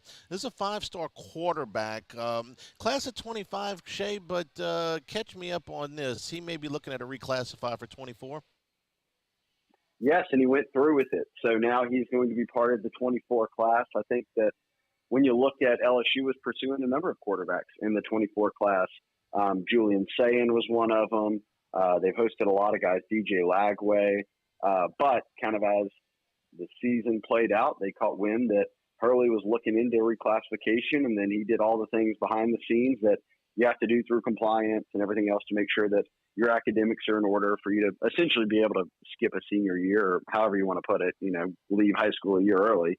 And he's been able to do that now. But again, look, we're talking about a kid who is a young sophomore. I mean, he's 15 as a sophomore. He'll be turning 16 this year. So he'll be on LSU's campus when he's 17. And I don't think there's an expectation he plays right away, obviously. So you got a red shirt. But another nice addition, a huge addition. I mean, look, this is the kind of kid, Charlie, he reminds me a bit of Russell Shepard in the sense of what he will do as the quarterback and kind of the leader of the class and the guy who will help recruit other guys to come and join the fold. And you always want that. And if you can get it from an out-of-state kid, that's even a little bit more rare. So I think that's kind of the quarterback feel. The out-of-state feel reminds me a bit of how Russell Shepard was 10, 15 years ago, however long that was. We're getting older, Charlie. Yeah. But this was a big addition for him. And look, it goes, I know, and I'm not going to sit here and say it's going to look like this forever because it's not true, but you feel good when you've got Jaden as the starter, and then you've got Garrett Nussmeier as a redshirt freshman. You got Walker Howard taking a redshirt this year. You bring in Ricky Collins next year, and then the year after that, you've already got your quarterback commitment secured and a national prospect like Colin Hurley. All right, so that's the class of 24, but in addition to the current class of 23, another offensive lineman. This is DJ Chester from Georgia, a four-star offensive tackle committed, I believe it was Thursday. Yes, and this is a kid who I think long-term he's probably going to play on the interior, whether that's at guard. I don't think he'll play center, but a really good four-star. And this is a guy that everybody had offered. Dabo and Clemson had come on him late. LSU, though, kudos to Brad Davis. I mean, he got him in for an official visit, got Chester in June, and LSU took the lead and never gave it up. And look, Georgia is one of the most talent-rich states out there. Georgia had an offer in. They were recruiting him, but it was evident that he saw something in LSU that he really liked. And I think what I really like here is seeing, look, they brought in a pretty impressive O-line class a year ago. Two of them are starting as true freshmen at your two of the most important positions on the offensive line and in the two tackle spots. Now you've got a four-man class that's got two more top 10 offensive tackles in Tyree Adams and Thalance Hurd. Hurd's a five-star out of Neville, like Will Campbell was, and those guys will be on the team next year. And now you've added Paul Mabenga out of Georgia and other interior offensive linemen. And I don't know if you're capping it off, and I don't know if that will be the end of the O-line haul, but certainly if it is, that was a good way to put a ribbon on it with DJ Chester. I mean, there's a good chance he's an early, impact guy, whether that's coming in off rotational piece next year or moving into a starting spot, at some point in the first couple of seasons. But everybody who is evaluating him and just people I've talked to around the coaching industry feel like this commitment's one that, much like Will Campbell and much like Emory Jones, is going to give him someone who can play early. Shay, all four of the commitments in the class are offensive tackles. I love this because if they don't work out at tackle, they can always slide them inside the guard. And tackles can become guards a lot easier than guards can become tackles. It's like recruiting a bunch of shortstops. They can always play another position. Did it just fall that way, or is this a real point of emphasis in philosophy by the staff? No, it didn't. This isn't random. I mean, they are going after guys, and you summed it up perfectly. At Notre Dame, quite often, they would be recruiting 80% offensive tackles, or they would be moving DNs, athletic DNs or kids who had bulked up at tight end onto the offensive line. And suddenly, Charlie, you've got athletic kids there, and you can put on weight. You can get stronger. We saw it with Charles Turner. Charles Turner showed up at 220 pounds or whatever it was. And I can remember them saying, well, I don't know if he'll ever have a shot to play on the O-line. Well, now he's your starting center. So I think this is a very deliberate approach to go for lighter, more, and look, DJ Chester's over 300 pounds, but even for a 300-plus pounder, he's got great feet. I just think that they want to get more athletic along the offensive line, and if you've got an OT label on you and they feel like, hey, we can move you inside. I think that's probably what they'll do to Emory Jones eventually. If they can find someone else who can play that right tackle spot, then all the better. I've been screaming this for years, and I'm glad that, Charles, I trust your opinions. You've been around forever. I'm glad that you said it first and I didn't have to scream it. Recruit more athletic offensive linemen, and that's what they're doing. I love it. I think this is the best two-run kind of haul that they've had for last year and this year in a while in the trenches. Hey, just as an aside, we have offered every LSU staff here, Jimmy and I, the opportunity for prospects to come in and gain weight. All they have to do is come to the shows. We're at every restaurant around town. Gaining weight is not a problem, okay? So it's just a little service that we offer. It's just part of the recruiting package that you get when you're here. So, we're just doing our bit to help out, Shay.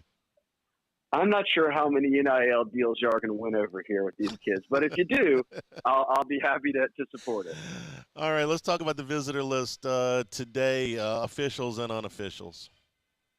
Well, there's only one official, Ryan Yates, who's been committed to them for a while now out of Texas, and he's a guy that Oklahoma had been really trying to get onto campus and flip, but he's maintained that he's solid, and now him and his family are on campus this weekend for his official visit. So it looks like everything's lining up for them to be able to go ahead and sign, or him to be able to go ahead and sign in December. And kind of another piece to rebuilding this DB room, which I think is certainly, even at corner, is a multi-year rebuild, in my opinion, just because of how many transfers they took and are playing right there right now at the position.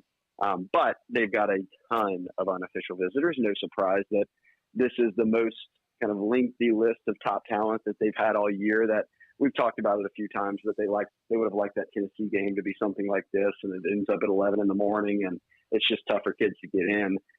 Look, weather's cleared, games at night. They've had everybody. A lot of kids got on campus late last night, a lot more today, but I'll give you a couple here at the top if we're talking 2023 class that people talk about all the time and would love to see in this class. Desmond Ricks, who reclassified out of IMG, a cornerback, a five-star corner.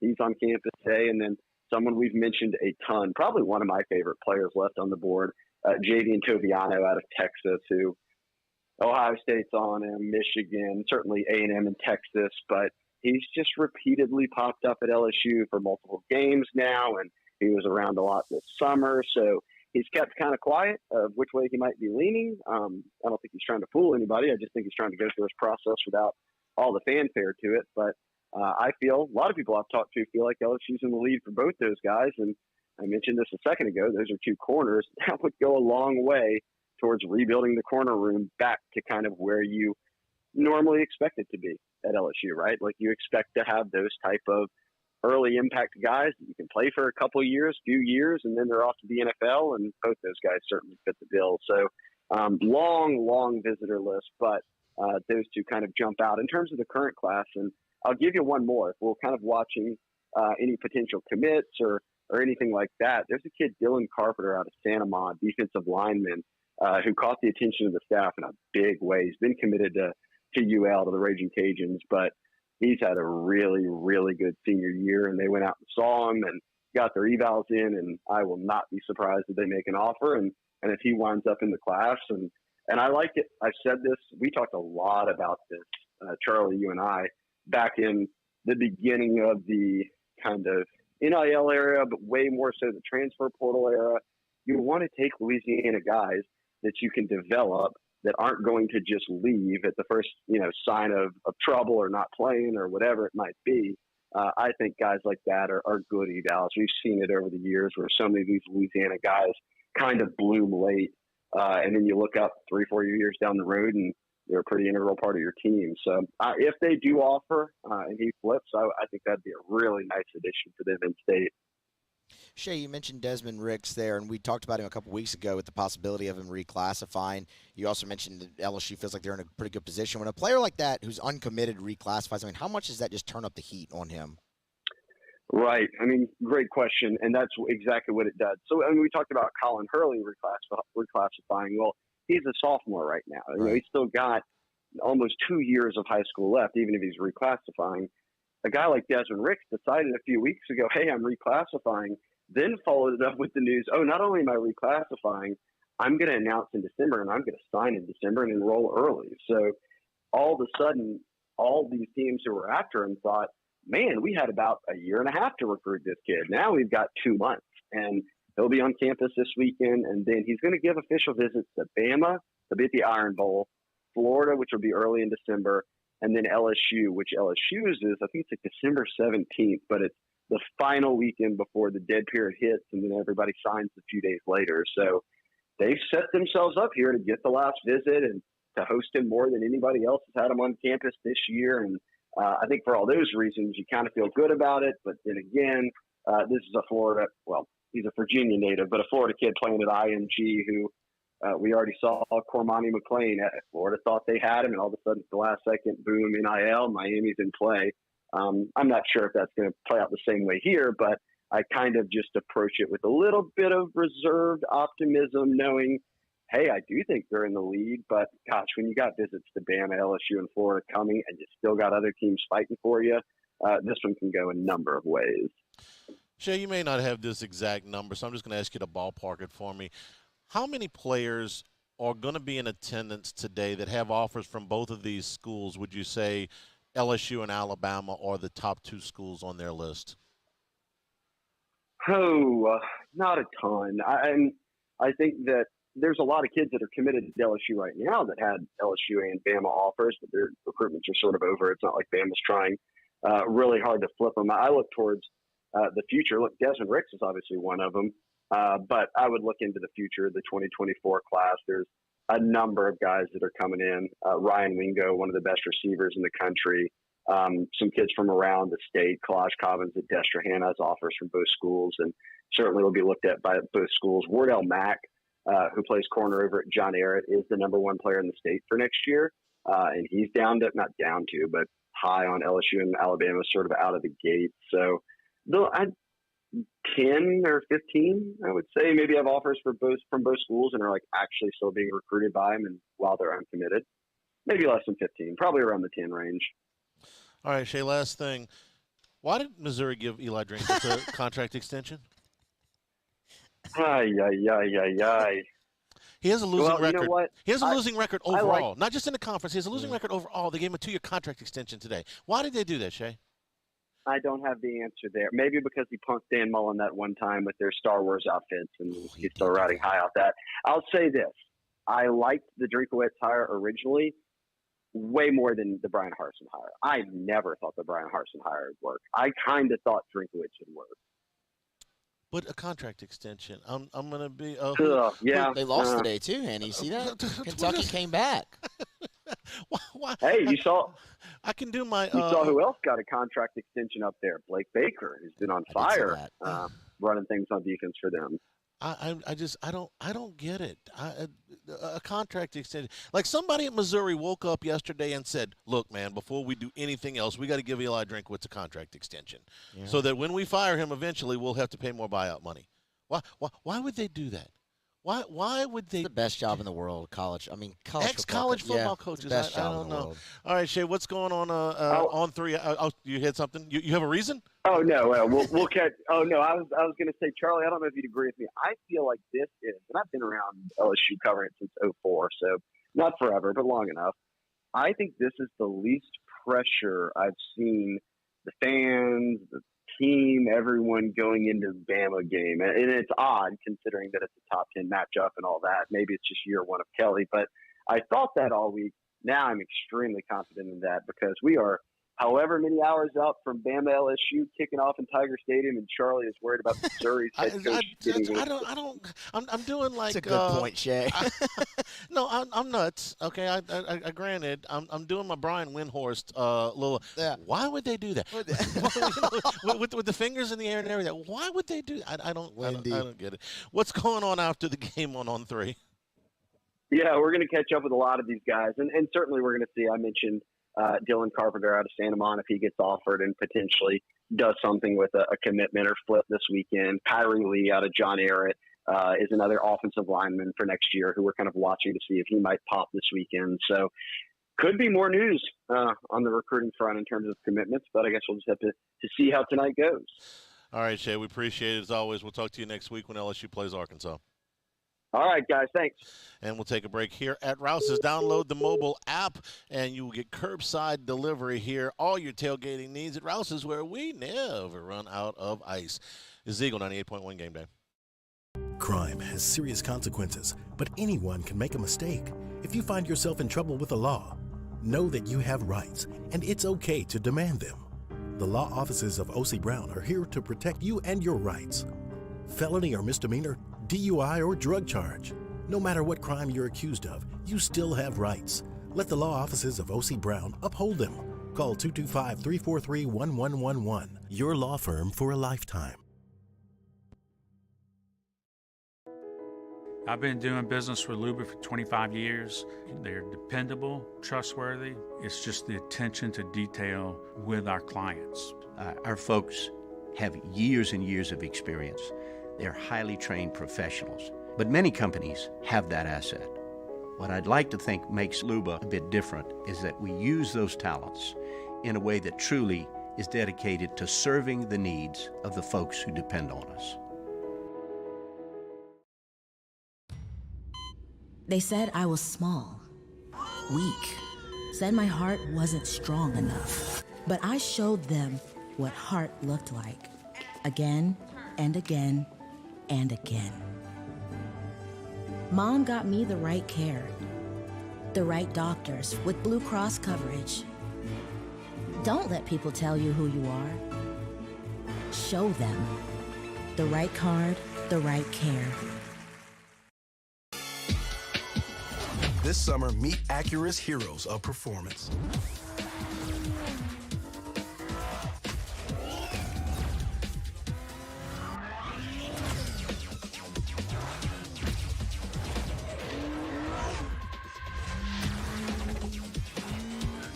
Only available at the Acura Summer of Performance. This summer, visit your local Acura dealer for attractive offers on the MDX. Want more customers? Running Boards Marketing can help you get their attention. Imagine your brand's message on a giant LED billboard truck that can't be skipped and is nearly impossible to ignore. Running Boards Marketing is the leader in effective and affordable advertising on digital mobile billboards, which are 2 times more effective than traditional billboards. With a 97% recall rate, you'll leave a lasting impression with your customers. Visit us online at runningboardsmarketing.com so we can drive your message to where the people are. I've been doing business with Luba for 25 years. They're dependable, trustworthy. It's just the attention to detail with our clients. Our folks have years and years of experience.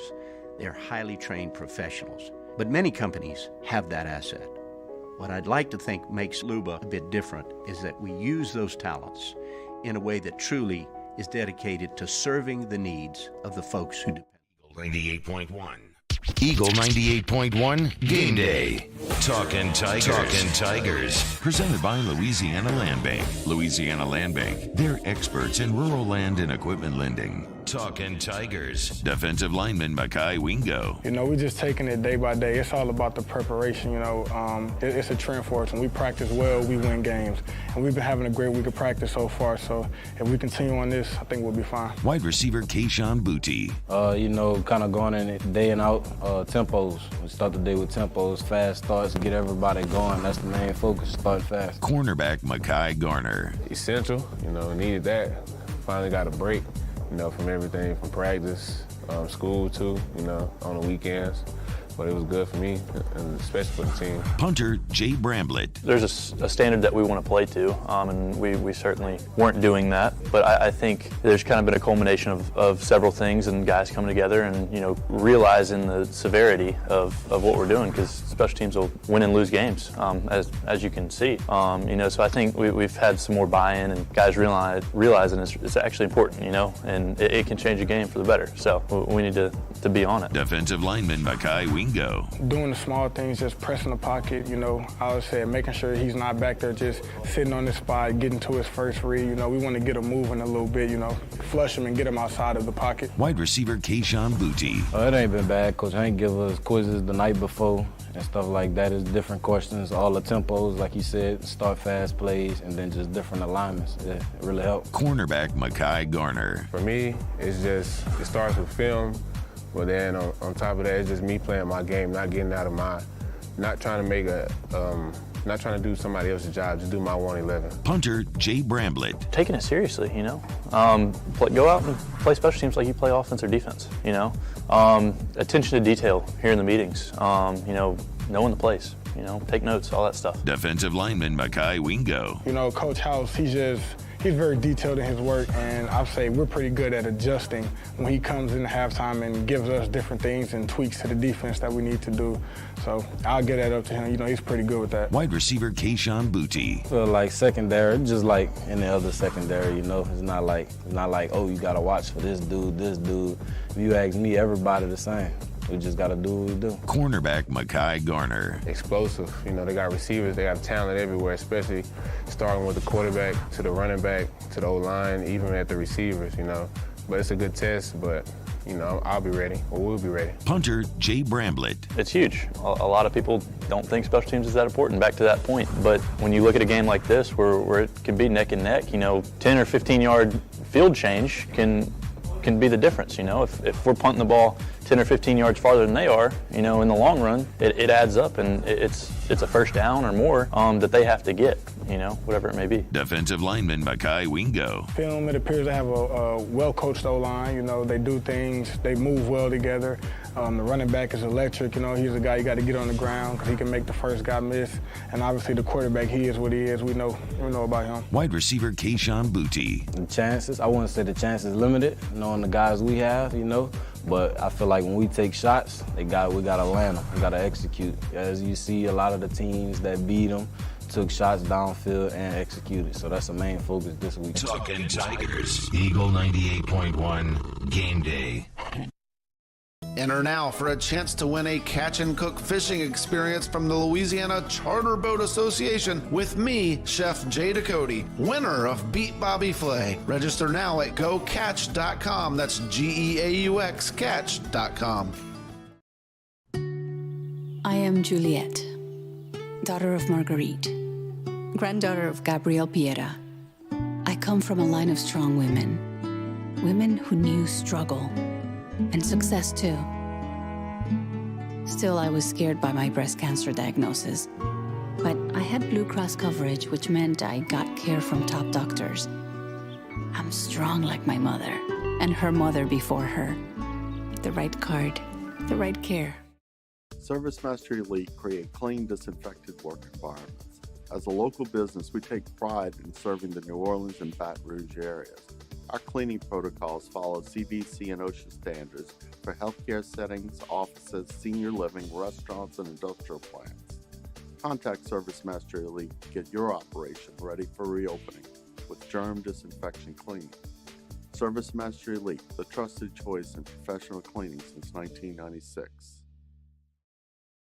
I'm Jay Ducote. I grew up learning how to cook at LSU tailgate parties and right in my own backyard. And I created JD's Louisiana products to bring that Louisiana flavor to you at home for your backyard cookout. JD's Louisiana barbecue sauce, Louisiana molasses mustard, spicy and sweet barbecue rub, and more are available at your local supermarkets or by logging on to jducote.com/shop. Put in promo code CST for 25% off at checkout. It's no secret. The best oysters in Baton Rouge are at Jolie Pearl Oyster Bar. Enjoy mouth-watering South Louisiana flavor and oysters from all over the country. And don't forget our nightly drink specials.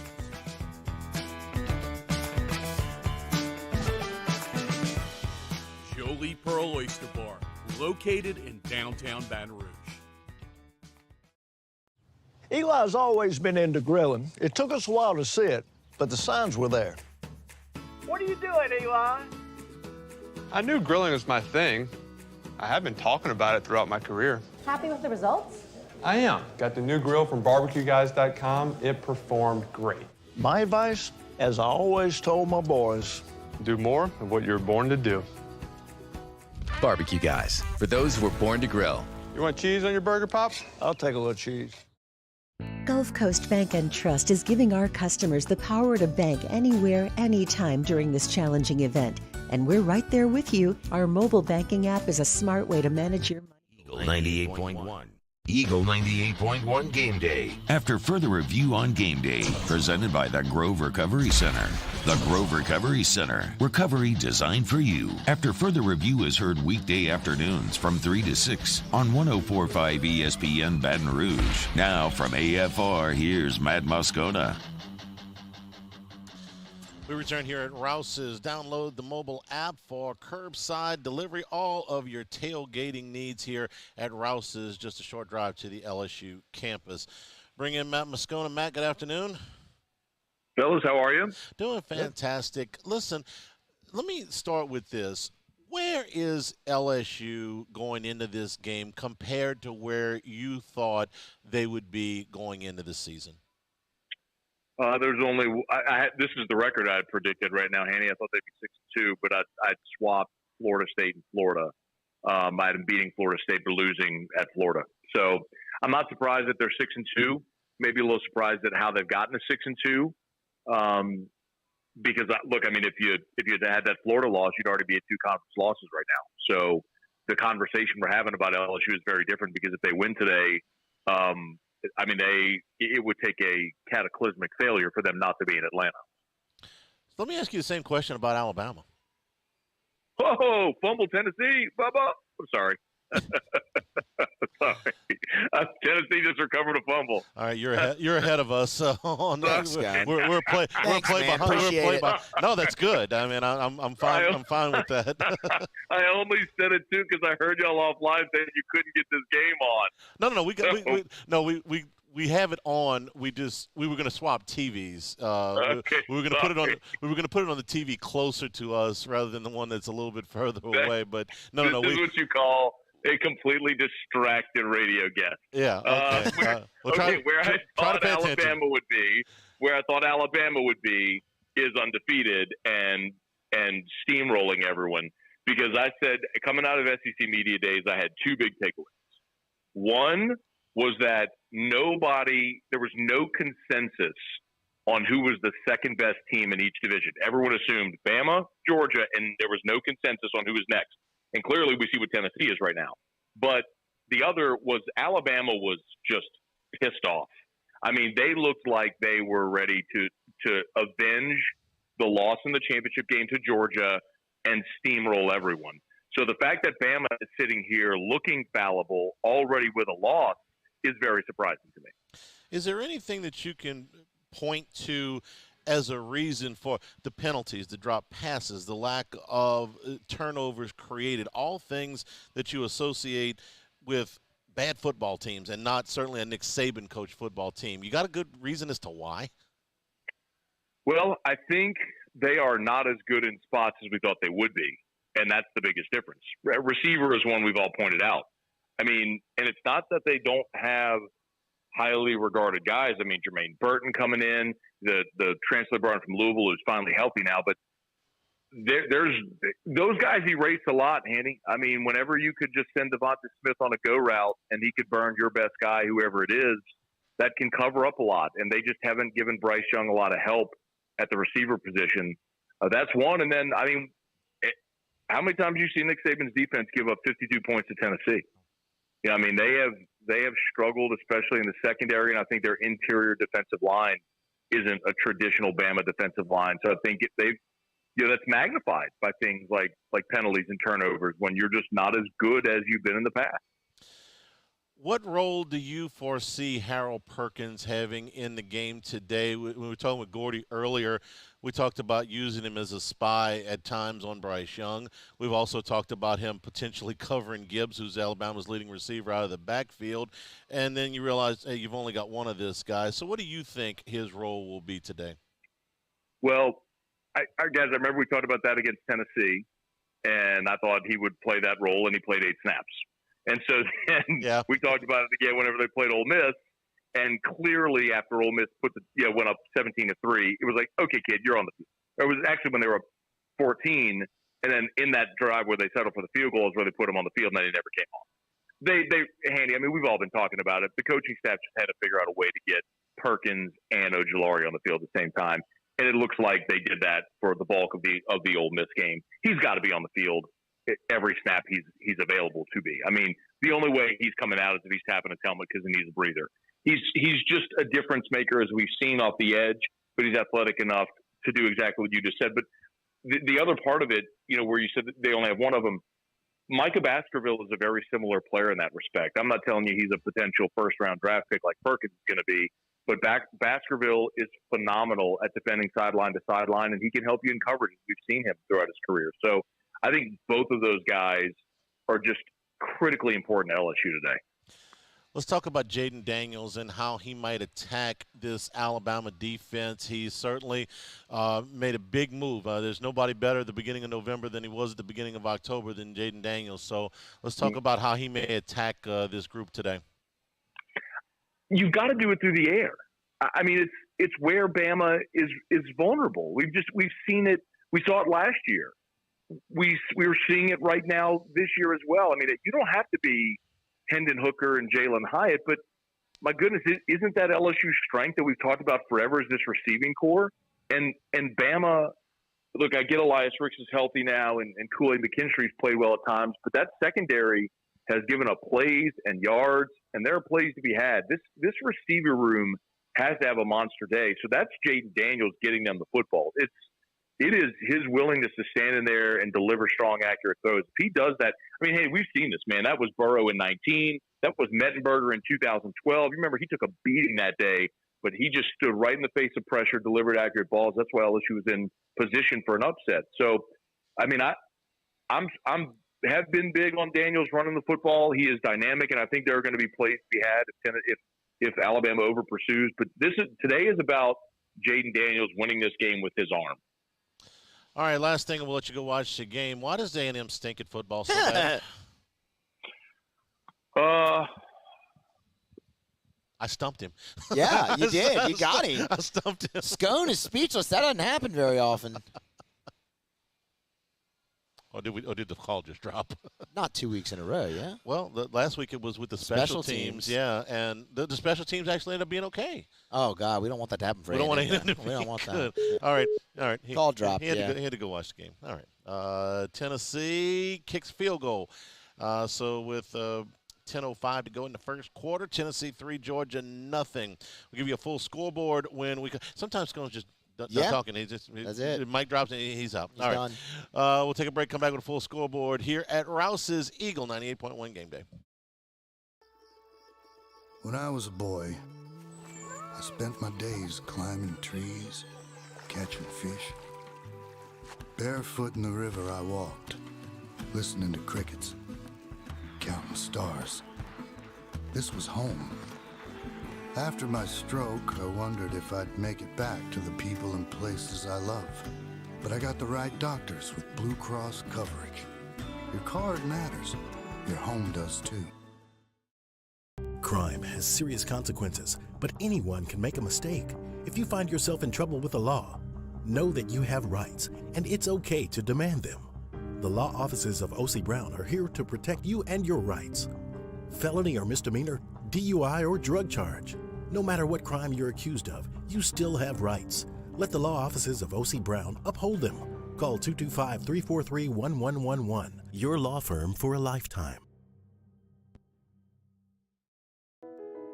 I've been doing business with Luba for 25 years. They're dependable, trustworthy. It's just the attention to detail with our clients. Our folks have years and years of experience. They're highly trained professionals. But many companies have that asset. What I'd like to think makes Luba a bit different is that we use those talents in a way that truly is dedicated to serving the needs of the folks who depend on us. This summer, meet Acura's heroes of performance.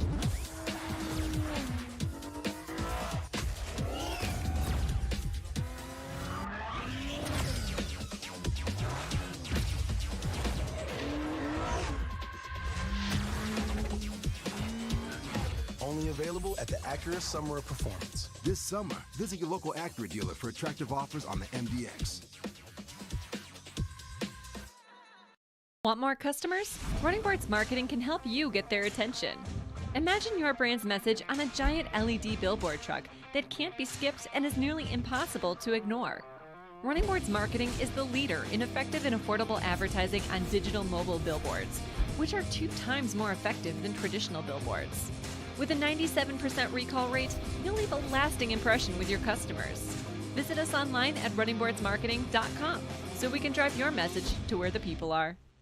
Gulf Coast Office Products is a nationally recognized Savin office equipment dealer based right here in Louisiana. Over 100 employees strong, Gulf Coast has the boots on the ground to support all vertical markets from education, engineering, legal, and finance. With the latest in office technology from desktop to production segment units, Gulf Coast and Savin have the perfect fit for you. Call 225-756-2644. That's 756-2644 for Gulf Coast. 98.1. The dependable storage college football scoreboard. Dependable storage. Let us store your stuff. DependableStorage.com. All right, we start with games in progress in Athens, Georgia. Tennessee takes a fumble, cashes it in for a field goal. 5 minutes in, Tennessee 3 and Georgia nothing. Late in the fourth quarter, Georgia Tech leads Virginia Tech 28-27, about 2 minutes to go there. In the third quarter, Temple leads South Florida 23-21. At halftime, Marshall leads Old Dominion 6-0. Early in the second quarter, Baylor and Oklahoma are tied at 14. Also in the second quarter, Georgia State leads Southern Miss 20-0. Louisiana Tech leads Middle Tennessee 14-7. First quarter scores, number 8 Oregon leads Colorado 7-0, but the Buffs driving inside the Oregon 20. Number 15 Penn State and Indiana are scoreless. Kansas leads number 18 Oklahoma State 7-0. Spencer Sanders not in the lineup today for Oklahoma State. Also in the first quarter, number 20 Syracuse and Pitt are scoreless. Number 25 UCF and Memphis are knotted at 7. Washington State with an early 7-0 lead over Stanford. Iowa State and West Virginia midway through the first quarter, they are scoreless. Utah State leads New Mexico 7-0. 8 minutes to go in the first quarter there. No score, Michigan State and number 16 Illinois, and UTSA leads UAB 7-0 also in the first quarter. Earlier finals today, number 2 Ohio State struggled but beat Northwestern 21-7. Big gusting winds up to 40 miles an hour really hampered the passing game for both teams in that game. Number 7 TCU remains unbeaten. They got 21 points in the fourth quarter to beat Texas Tech 34-24. Max Dugan started slow but threw a couple of touchdown passes late. Number 17 North Carolina beat Virginia 31-28. Derek May threw a couple of touchdown passes for the Tar Heels. Number 19, Tulane goes to 8-1, 5-0 in the American with a 27-13 win over Tulsa.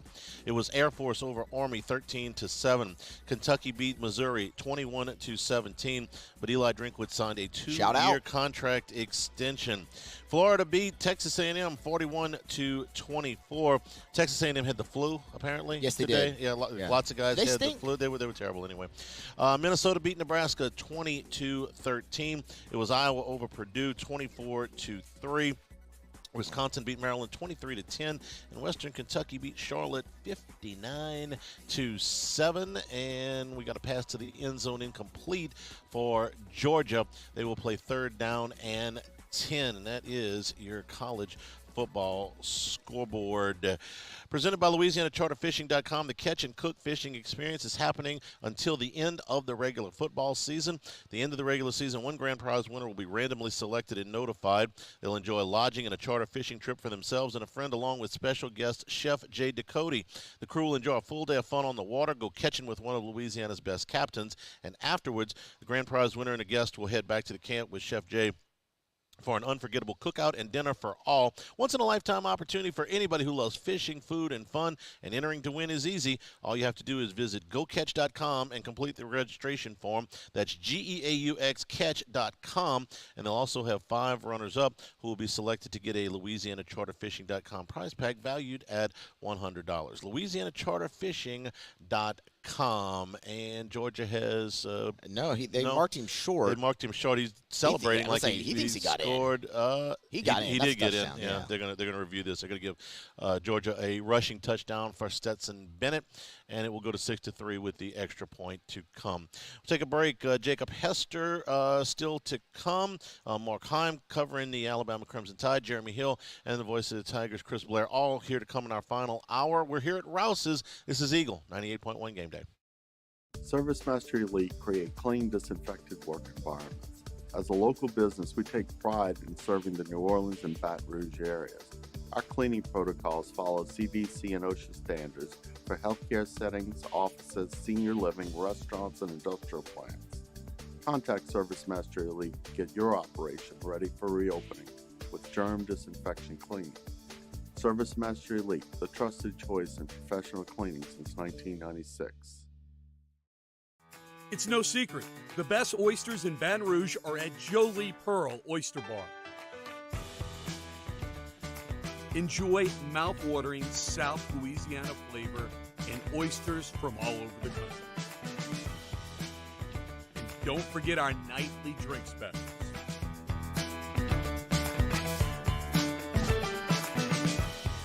Jolie Pearl Oyster Bar, located in downtown Baton Rouge. Eli's always been into grilling. It took us a while to see it, but the signs were there. What are you doing, Eli? I knew grilling was my thing. I have been talking about it throughout my career. Happy with the results? I am. Got the new grill from barbecueguys.com. It performed great. My advice, as I always told my boys, do more of what you were born to do. Barbecue Guys, for those who were born to grill. You want cheese on your burger, Pops? I'll take a little cheese. Crime has serious consequences, but anyone can make a mistake. If you find yourself in trouble with the law, know that you have rights, and it's okay to demand them. The law offices of O.C. Brown are here to protect you and your rights. Felony or misdemeanor, DUI or drug charge. No matter what crime you're accused of, you still have rights. Let the law offices of O.C. Brown uphold them. Call 225-343-1111. Your law firm for a lifetime. They said I was small, weak, said my heart wasn't strong enough. But I showed them what heart looked like, again and again and again. Mom got me the right care, the right doctors with Blue Cross coverage. Don't let people tell you who you are. Show them the right card, the right care. I'm Jay Ducote. I grew up learning how to cook at LSU tailgate parties and right in my own backyard. And I created JD's Louisiana products to bring that Louisiana flavor to you at home for your backyard cookout. JD's Louisiana barbecue sauce, Louisiana molasses mustard, spicy and sweet barbecue rub, and more are available at your local supermarkets or by logging on to jducote.com/shop. Put in promo code CST for 25% off at checkout. 98.1. Eagle 98.1 Game Day. Opposing Media. Presented by Rev, fiber fast internet made in Louisiana. Back here from Rouse's on Burbank and Lee, it's Eagle 98.1 Game Day. Earlier this week on After Further Review, Matt Musso sat down with Mark Heim and previewed the Alabama Crimson Tide. Mark, this is such an interesting Alabama season. They've got the reigning Heisman Trophy winner. They're 7-1. They're in position to do everything that Alabama always does. But it feels like the conversation around Alabama is different from Alabama people. What is the feeling there about this team this year right now? Yeah, so you're probably right on there. You would think with Bryce Young coming back, the sky's the limit. I still think most Alabama fans feel that way. But the self-inflicted injuries, the wounds, the penalties, the mental mistakes, it's just not very common of a Nick Saban team, right? So early on in the year, there's all this talk about, is he losing his grip? Is it time to retire? Yet, despite all of that, here we are. They have the destiny in their hands. I mean, they control their destiny. They went out. They're going to be in the college football playoff. But, yeah, it's got a different feel, right? We talked about it a little bit earlier this morning. It doesn't seem like there's that much explosiveness with that offense. And, as good as Bryce Young has been, he got injured early. That certainly threw a wrench in people's plans. And, look, they've got a reputation because they're Alabama, right? But the truth of the matter is, over the last 2 seasons now, they have not really played well on the road. They've barely won some games, and they certainly haven't covered some spreads, which certainly bodes well for LSU this weekend. Alabama, 122nd in the country in penalty yards per game right now. I mean, Mark, how do you explain that? Yeah, so that's the million-dollar question. So they seem to fix it.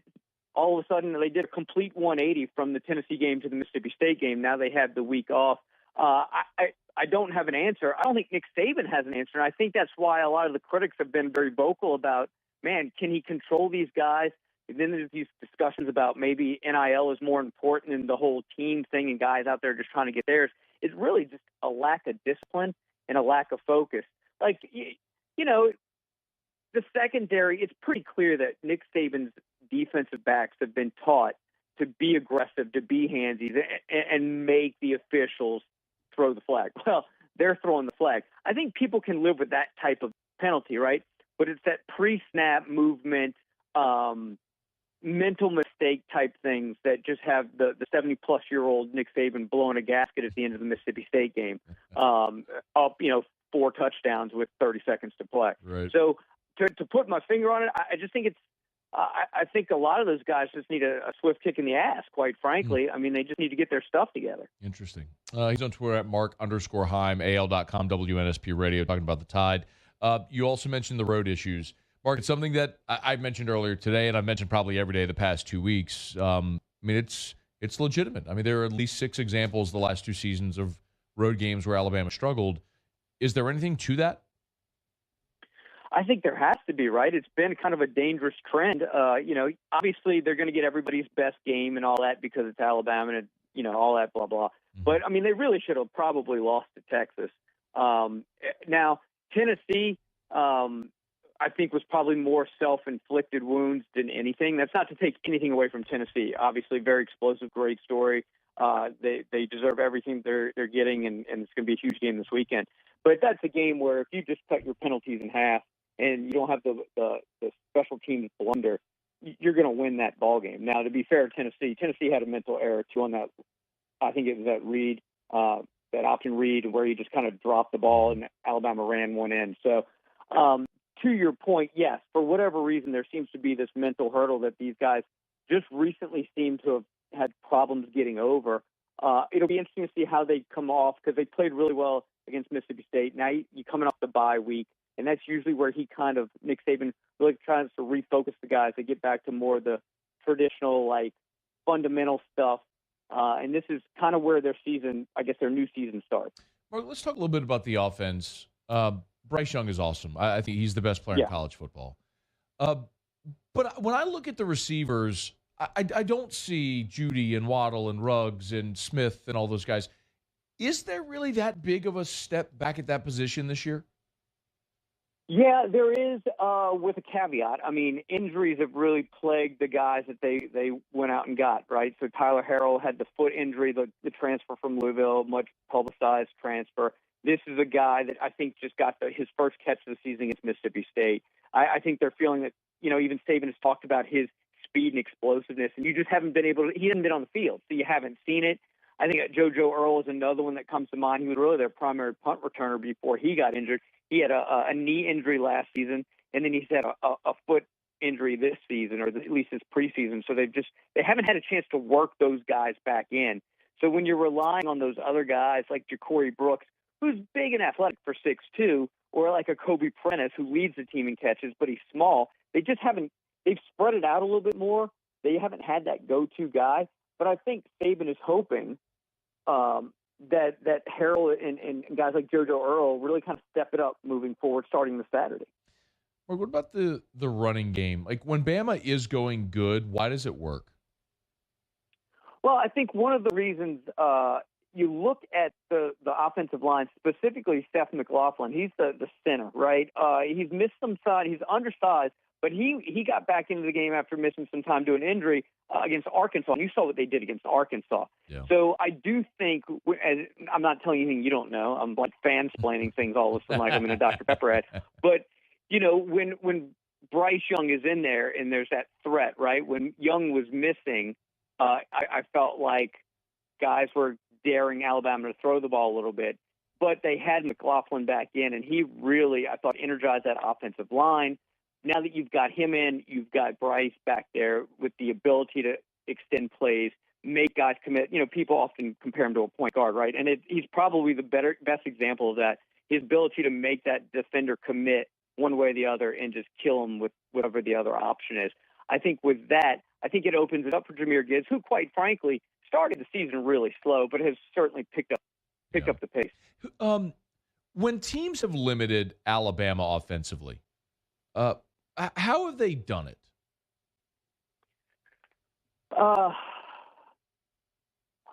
I personally don't think the defense has been as dominant as people thought they were going to be. Now they start talking about this cheetah package where they have all these speed rush guys. And the other issue, and I'm kind of jumping around a little bit, is the kicking game is, and I know you always ask me about the kicking game, Matt. Yeah. That was a bone of contention for years with Saban, right? Yeah. How is it that he can recruit all these high-profile guys but can't get a kicker? Well, he got a kicker, Will Reichert, and he's been a phenomenal last 2 seasons. And he's even talked about how in the COVID year he didn't miss a single kick, period, nothing. And now all of a sudden, this dude's got more issues than you can shake a stick at. So to answer your question, I think it's just it's athletic ability. I think they're more talented than most. The question and the problems that arise, though, is when it's not clicking, to your point, like against Tennessee, and it's athlete against athlete, now all of a sudden they're at a little bit of a disadvantage.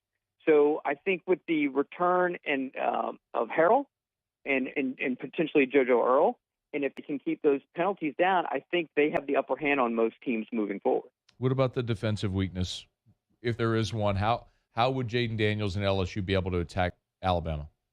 Well, I mean, we talked about the penalties in the secondary. I would hope that they go man and they just get handsy. To be perfectly honest with you, and I think running at Will Anderson, believe it or not, probably works better than trying to run away from him because he is so fast. But look, I think what LSU has done, I think we could all agree that they're vastly improved and continue to improve week in and week out. So I think you hit them with a steady diet. I've always thought that both the run and the pass, but I always thought tempo was really the Achilles heel to Alabama defenses. I just don't feel like they defend that real well.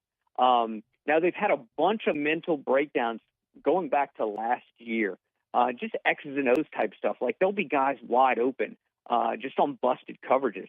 So I think if you can get creative schematically with getting running backs out in open space, or tight ends have been really big targets against Alabama, I think you can have some success there. And then if you get Alabama on their heels, then it starts to open up the rest of the playbook for you. I'm not going to ask you about kickers because you just answered it. Yeah. But what about special teams? What about special teams as a whole? Well, I tell you what. As much as I talked about JoJo Earl, I thought Kool-Aid McKinstry has really done a phenomenal job. Not only one of the cooler names in the country, but he's been electrifying on punt returns, and most teams have made it a point to kick it away from him.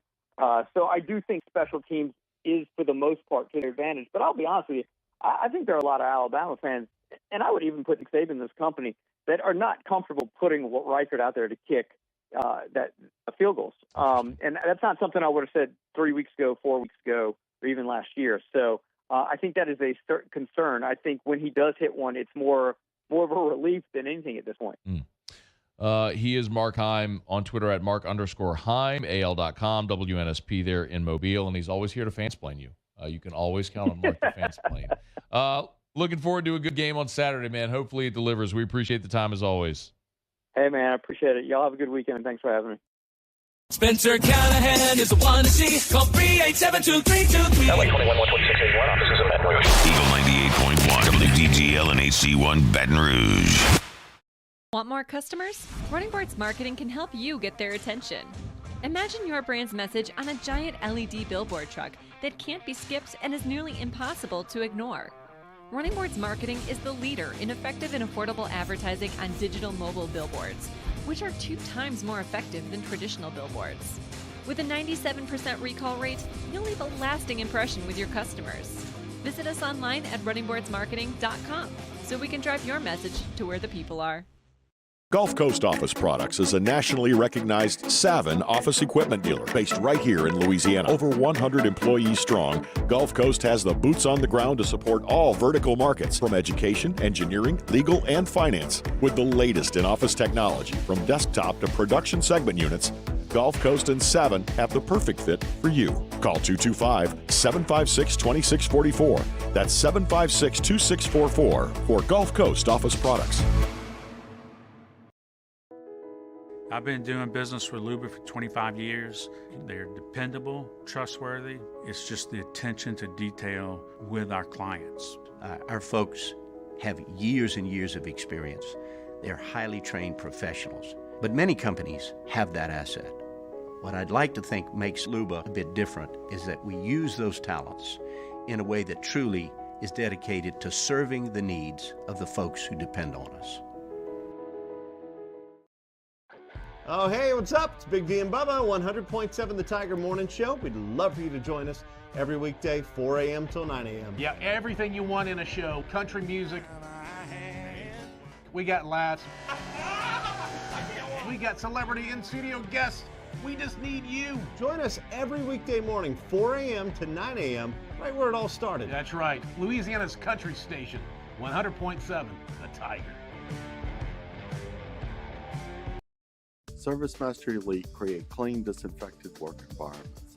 As a local business, we take pride in serving the New Orleans and Baton Rouge areas. Our cleaning protocols follow CDC and OSHA standards for healthcare settings, offices, senior living, restaurants, and industrial plants. Contact ServiceMaster Elite to get your operation ready for reopening with germ disinfection cleaning. ServiceMaster Elite, the trusted choice in professional cleaning since 1996. It's no secret. The best oysters in Baton Rouge are at Jolie Pearl Oyster Bar. Enjoy mouth-watering South Louisiana flavor and oysters from all over the country. And don't forget our nightly drink specials.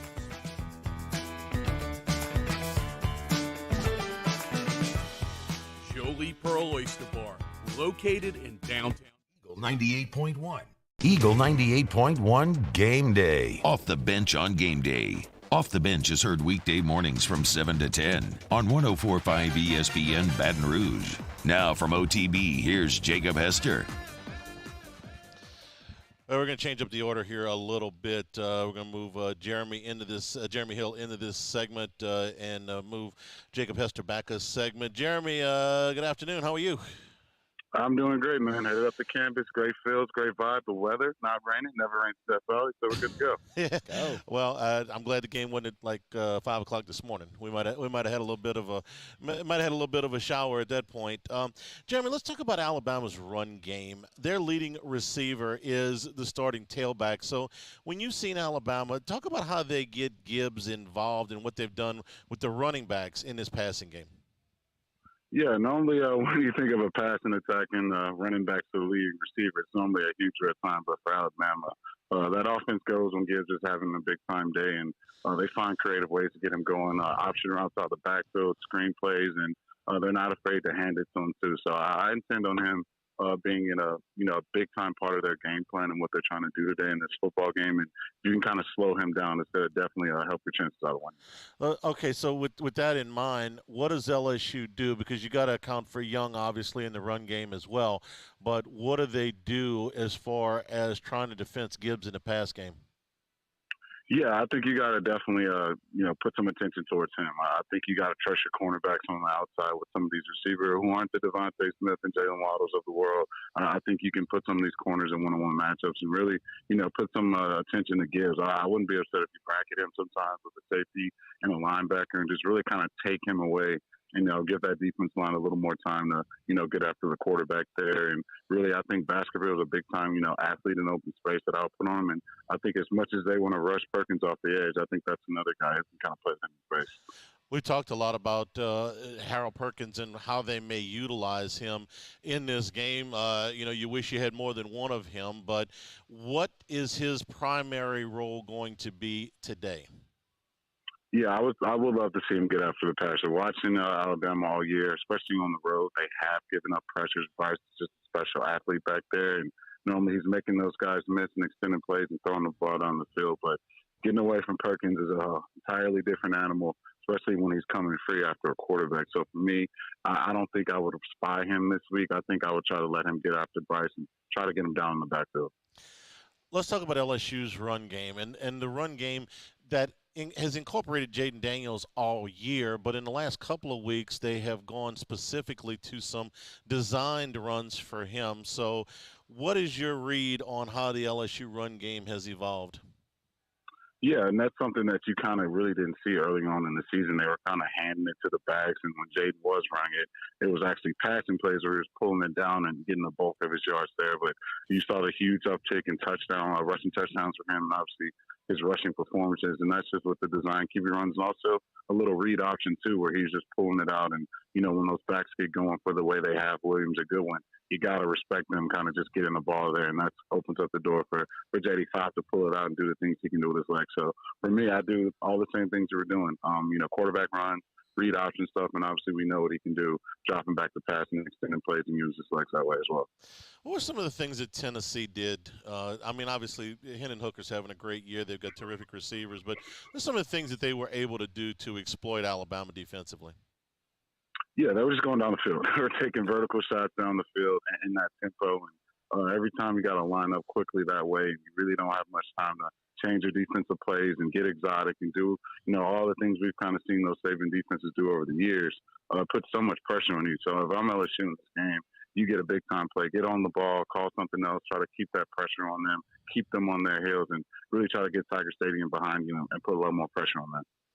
What's it like to play in a big-time game like this? Obviously it's really exciting, but, as a player, your mindset going into a game like this? Yeah, it's the reason why you come to schools like LSU. It's circled on the calendar as much as people want to say week by week and cliche talk, but these are the moments you become, an LSU Tiger, and these type of games are, where you can be legendary and be remembered, and people look back at certain seasons and know that you were the guy who was responsible for taking down Alabama. So I think you listen to Coach Kelly all week, talking about how anxious the players are and just how much they want to get out there, perform in front of their home crowd, and it's the reason why you do it. So I'm excited to kind of see these guys take the field and, take on this big challenge.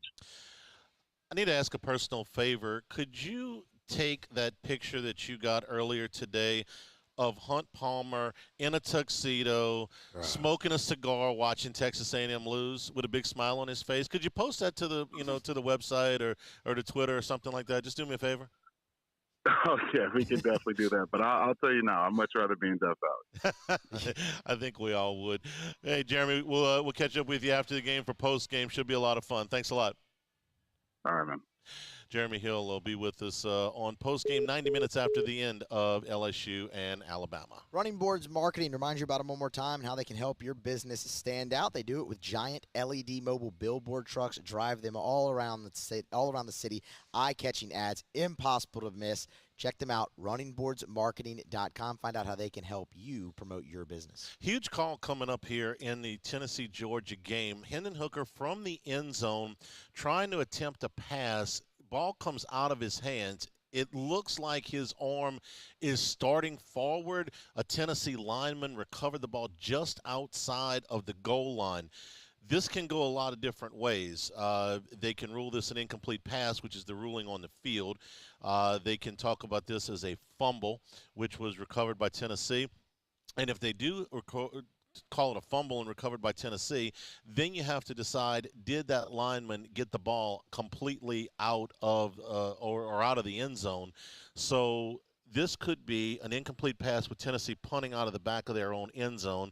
It could be Georgia ball at the 1 yard line, or it could be a safety. So big call. And I'll be honest with you, I think this is a forward pass, but it's close. It's close enough for them to take a long time looking at this. This is a points play. This is one of those ones where I don't mind them taking all the time they need here, because this is a huge call early in this ball game. Georgia leads at 7-3, about a little under 4 minutes to go in the first quarter.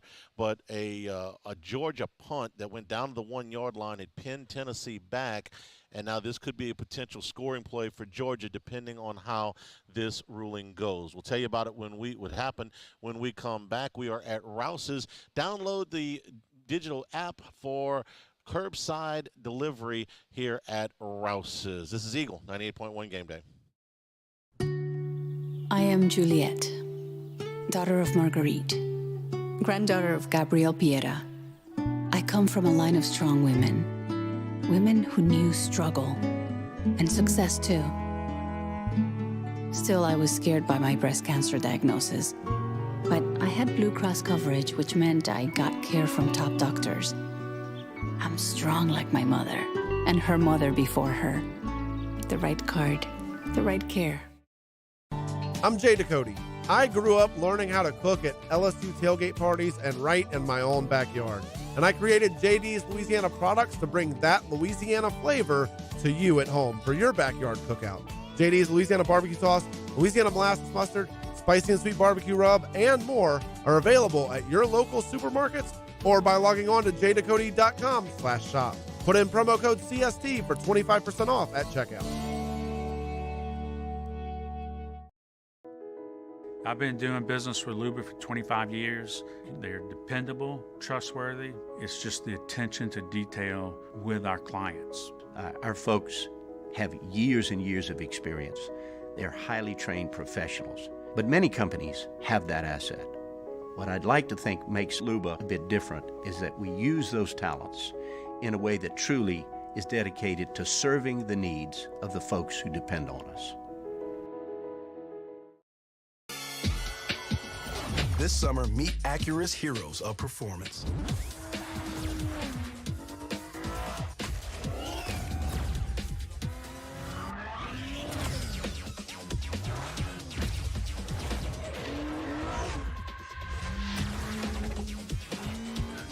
Only available at the Acura Summer of Performance. This summer, visit your local Acura dealer for attractive offers on the MDX.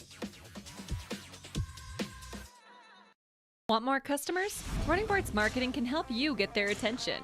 Imagine your brand's message on a giant LED billboard truck that can't be skipped and is nearly impossible to ignore. Running Boards Marketing is the leader in effective and affordable advertising on digital mobile billboards, which are 2 times more effective than traditional billboards. With a 97% recall rate, you'll leave a lasting impression with your customers. Visit us online at runningboardsmarketing.com so we can drive your message to where the people are. Gulf Coast Office Products is a nationally recognized Savin office equipment dealer based right here in Louisiana. Over 100 employees strong, Gulf Coast has the boots on the ground to support all vertical markets from education, engineering, legal, and finance. With the latest in office technology, from desktop to production segment units, Gulf Coast and Savin have the perfect fit for you. Call 225-756-2644. That's 756-2644 for Gulf Coast. 98.1. The Ralph's Market College Football Scoreboard. Ralph's Market, where quality and customer service are a family tradition. So the ruling on the field stood of an incomplete pass, but the punt only got out to the 40-yard line. First play from scrimmage, Stetson Bennett with a touchdown pass to make the score now Georgia 14 and Tennessee 3. They are about 3 minutes to go, a little over 3 minutes to go in the first quarter in Athens. Other games in progress. Third quarter, Temple leads South Florida 33-21. Marshall leads Old Dominion 9-0. Late second quarter score, Baylor leads Oklahoma 24-21 in a high-scoring game. Georgia State leading Southern Miss 21-0. Louisiana Tech leading Middle Tennessee 20-14. Number 8 Oregon leads Colorado 14-0, and they are at the Colorado 1-yard line trying to punch it in to go up 3 scores. Number 15 Penn State and Indiana are tied at 7. That game's a little over a minute into the second quarter. Number 16 Illinois leads Michigan State 7-3. That's early in the second quarter. Kansas leads Oklahoma State 10-0, and I believe that game is in the second quarter as well. Pitt leads number 20 Syracuse 7-3. Number 25 UCF leads Memphis 14-7. Washington State leads Stanford 21-7. That game is still in the first quarter. Iowa State leads West Virginia 3-0. That's at the end of one. Iowa State with the ball inside the West Virginia 20-yard line. Utah State leads New Mexico 7-3. UTSA leads UAB 10-0. Again, those are second quarter scores. First quarter scores: Liberty and Arkansas are scoreless about 10 minutes in. Cincinnati leads Navy 3-0. 5 minutes to go in the first quarter there. Georgia Southern leads South Alabama 14-7. North Texas leads Florida International 14-0. Earlier finals today. Number 2, Ohio State struggled but beat Northwestern 21-7. Gusting winds made the passing game difficult for both teams in that game. Number 7, TCU beat Texas Tech 34-24. Horned Frogs now 9-0, 6-0 in Big 12 play. Max Duggan, slow start, but finished with 2 touchdown passes. Number 17, North Carolina goes to 8-1. That's got to be the quietest 8-1. They are very quiet, yes. Quietest 8-1 in the country. The only loss to Notre Dame. They beat Virginia today 31-28. And they're undefeated in the ACC. And they're 5-0. They're 5-0 in the ACC. And the only loss to Notre Dame. Derek May threw a couple of touchdown passes, 293 yards total. Number 19, Tulane, also speaking of 8-1 teams, and 5-0 in conference play. In the American, they beat Tulsa today, 27-13. It was Air Force over Army, 13-7. Kentucky beat Missouri, 21-17. Florida over Texas A&M, 41-24. Texas A&M now 3-6, 1-5 in the Southeastern Conference. They have to win out to be bowl eligible. They do have a game with UMass that I'm presuming that they will win. The other 2 games are Auburn and LSU. So they've got some work to do if they want to get bowl eligible in, say it again with me, year 5 for Jimbo Fisher. Minnesota beat Nebraska today. By the way, A&M had, what was it? The 10 flu. players out with the flu. They had the flu, flu okay. Outbreak. Minnesota, I feel like my cousin Vinny. The whole store they got the flu. Minnesota beat Nebraska today 20-13. It was Iowa over Purdue 24-3. Wisconsin beat Maryland 23-10. Western Kentucky beat Charlotte 59-7. And Georgia Tech beat Virginia Tech 28-27. And that is your college football scoreboard.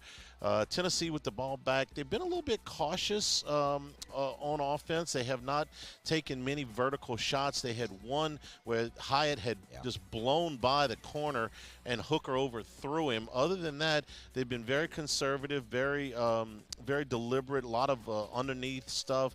Georgia's been sort of letting them make some of these catches and making the tackle to make sure there's no yards after the catch. And so far, that strategy is working pretty well. That was a fumbled punt, but there's going to be a punt catch interference there.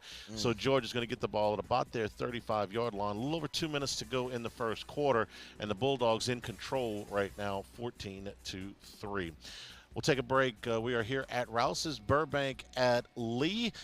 Download the app for curbside delivery and all of your tailgating needs here at Rouse's. This is Eagle 98.1 Game Day.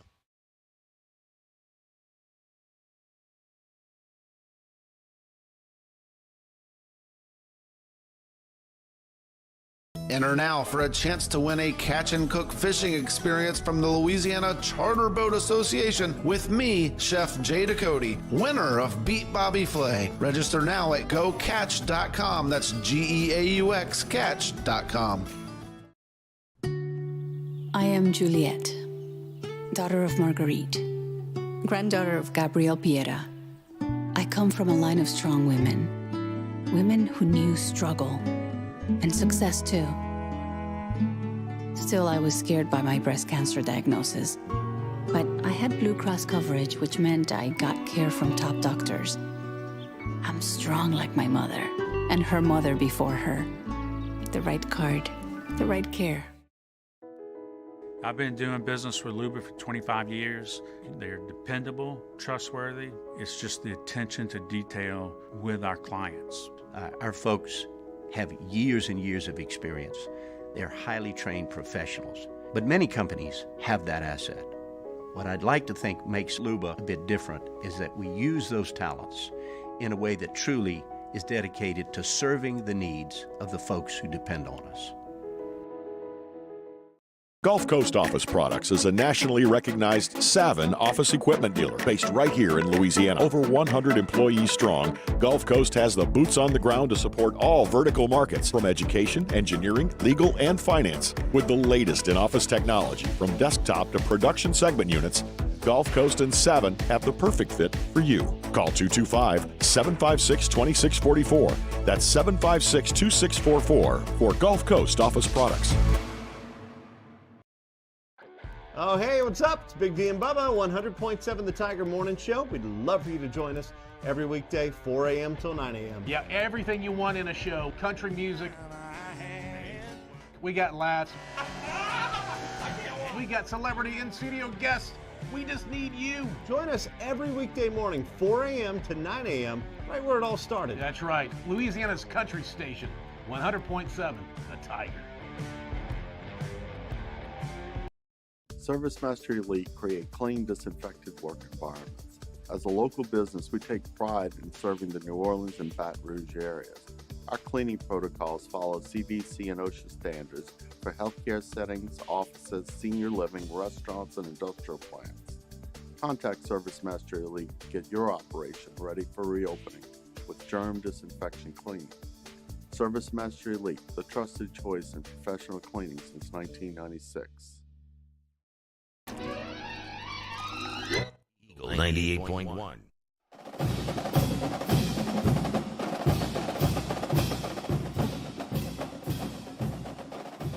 Eagle 98.1 Game Day continues here at Rouse's, corner of Burbank and Lee. Stop by, pick up all of your tailgating supplies. If you download the app, you can have curbside delivery here at Rouse's. Remember, never run out of ice, but all of your meats, all of your beer, your spirits, your wine, chips, bread. What else you bring? That rice, some supreme rice. There you go. Here at Rouse's. Pick up all of that for your tailgating for today or any day. Tennessee, Georgia, off of the punt with a long pass play down deep into Tennessee territory. As the first quarter comes to an end, they are inside the 10-yard line, and they already lead it 14-3. Be honest with you, Moose, Tennessee looks a little shell-shocked. They look a little bit blinded by the big lights here. Stage is a little bit too big for them today. So far. It's early. Every single one of Georgia's drives has featured a play like that. Just a massive chunk play that has gotten them in position. It's quite honestly, Andy, it's what you're used to seeing Tennessee's offense do this year. And you mentioned it earlier, they're playing really conservative, and they don't have the defense to do that. Georgia's going to eat them alive if that's the way this continues to go. Tennessee's pass defense is among the worst in the league. Yeah. And last week I bought into it because what they had last week was a terrific performance against a really good quarterback in Will Levis. They held Kentucky to under 100 yards through the air, but Georgia has come right out, and they are attacking. It's almost like they smell blood in the water a little bit. And they're doing it really without weapons on the outside. I mean, Brock Bowers is kind of normally the focal point of their passing game, but today obviously, look, 84 is doing his part, but it's kind of everybody in red and black.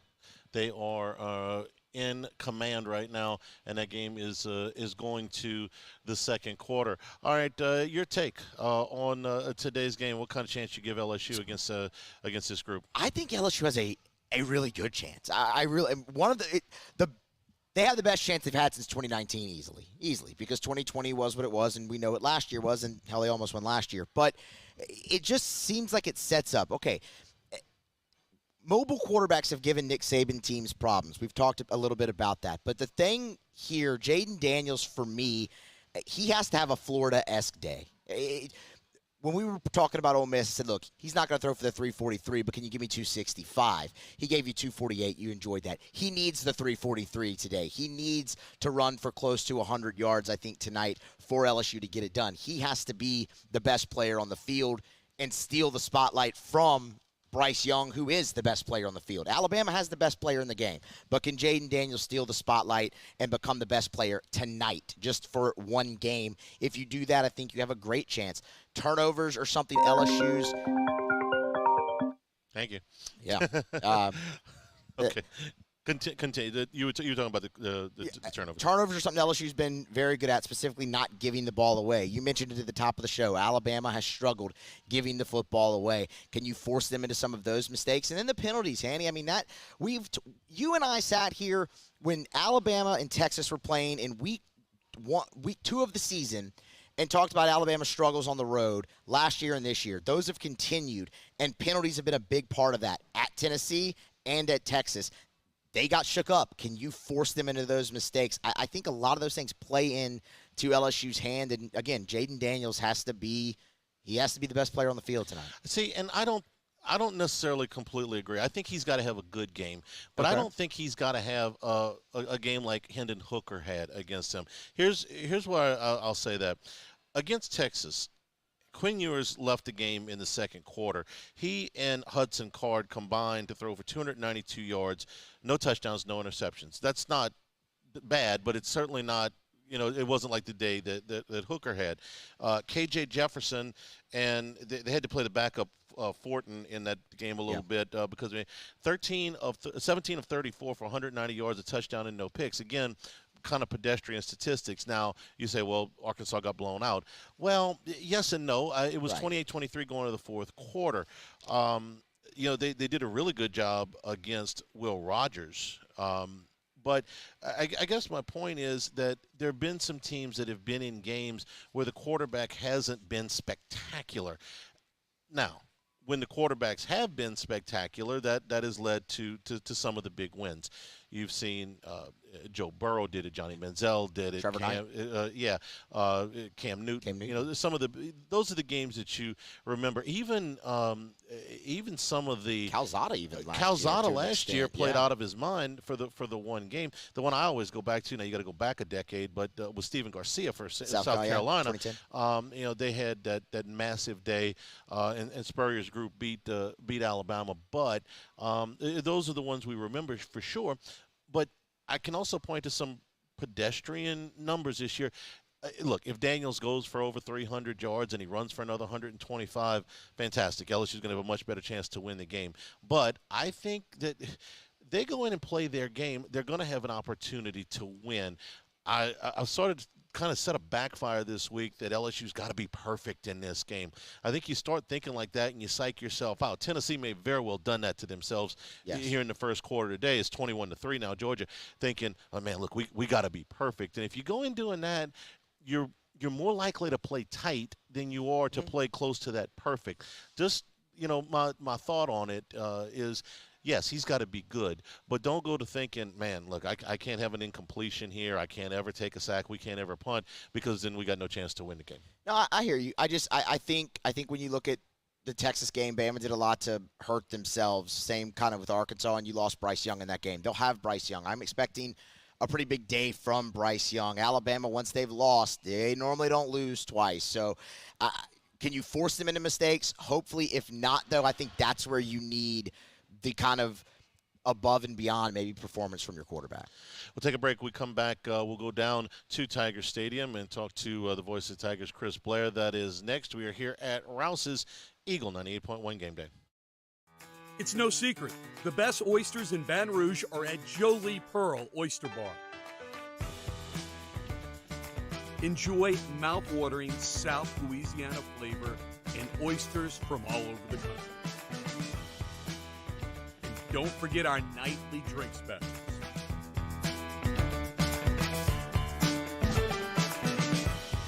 Jolie Pearl Oyster Bar, located in downtown Baton Rouge. Eli's always been into grilling. It took us a while to see it, but the signs were there. What are you doing, Eli? I knew grilling was my thing. I have been talking about it throughout my career. Happy with the results? I am. Got the new grill from barbecueguys.com. It performed great. My advice, as I always told my boys, do more of what you're born to do. Barbecue Guys, for those who were born to grill. You want cheese on your burger, Pops? I'll take a little cheese. Crime has serious consequences, but anyone can make a mistake. If you find yourself in trouble with the law, know that you have rights, and it's okay to demand them. The law offices of O.C. Brown are here to protect you and your rights. felony or misdemeanor, DUI or drug charge. No matter what crime you're accused of, you still have rights. Let the law offices of O.C. Brown uphold them. Call 225-343-1111. Your law firm for a lifetime. I've been doing business with Luba for 25 years. They're dependable, trustworthy. It's just the attention to detail with our clients. Our folks have years and years of experience. They're highly trained professionals. But many companies have that asset. What I'd like to think makes Luba a bit different is that we use those talents in a way that truly is dedicated to serving the needs of the folks who depend on us. They said I was small, weak, said my heart wasn't strong enough. But I showed them what heart looked like, again and again and again. Mom got me the right care, the right doctors with Blue Cross coverage. Don't let people tell you who you are. Show them the right card, the right care. This summer, meet Acura's heroes of performance.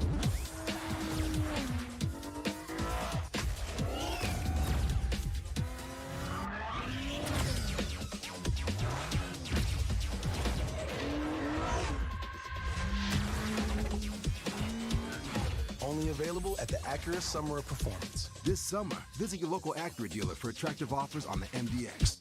Eagle 98.1. Eagle 98.1 Game Day. Inside the stadium. Inside the stadium. Presented by GoFlow IV Spa. GoFlow IV Spa, where athletes come to hydrate so they can dominate. And we go down towards Tiger Stadium. The voice of the Tigers, Chris Blair. Chris, good afternoon. Hey, Charlie. Glad I could finally join you, man. It's a massive humanity down here, and it has grown exponentially in the last, 60 to 90 minutes. Let's go. I got here around 10 a.m., and, I mean, you could pretty much walk wherever you wanted to. Nobody was here. The rain was still coming down, but it stopped. Skies have parted. Sun is out, and this place is filling up quick. Well, we were hoping that the weather would cooperate by the time we got into the afternoon, and it has done that. So it's going to be one of those special atmospheres tonight in Tiger Stadium, where you got a big-time opponent coming in, the weather, all of the factors lining up. We had some big games this year, but they've been during the day. Not that there's anything wrong with that, but this is a little bit more fun. Chris, talk about how Coach Kelly was, Coach's show on Thursday night, because it appears to me, when I've seen him with the media this week, he has appeared very loose, very relaxed for a game of this magnitude this week. Yeah, Charles, I couldn't agree with you more. Gordy and I were talking Monday and listening to him during his press conference, and, he paid homage to what this game has meant and the implications over the years of the winner of this game. But then he basically pivoted very quickly to say, hey, it's a really good team we're playing, maybe arguably the best coach to ever coach the game.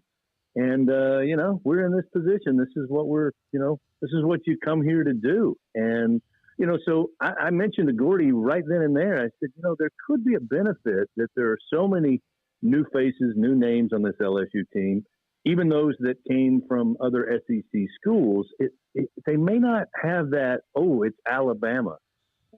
We got to beat Alabama. There's one game that matters all year. I don't think that's the attitude. And to be honest with you, I couldn't say that, really for the last 10 years or so. And I think the coaching staff's the same way. And I think that's a good thing. Hey, we'll find out if it helps them tonight, but I agree with you. I think he looked at it as big opportunity, really great program, really great team. But let's go out there and see how we do.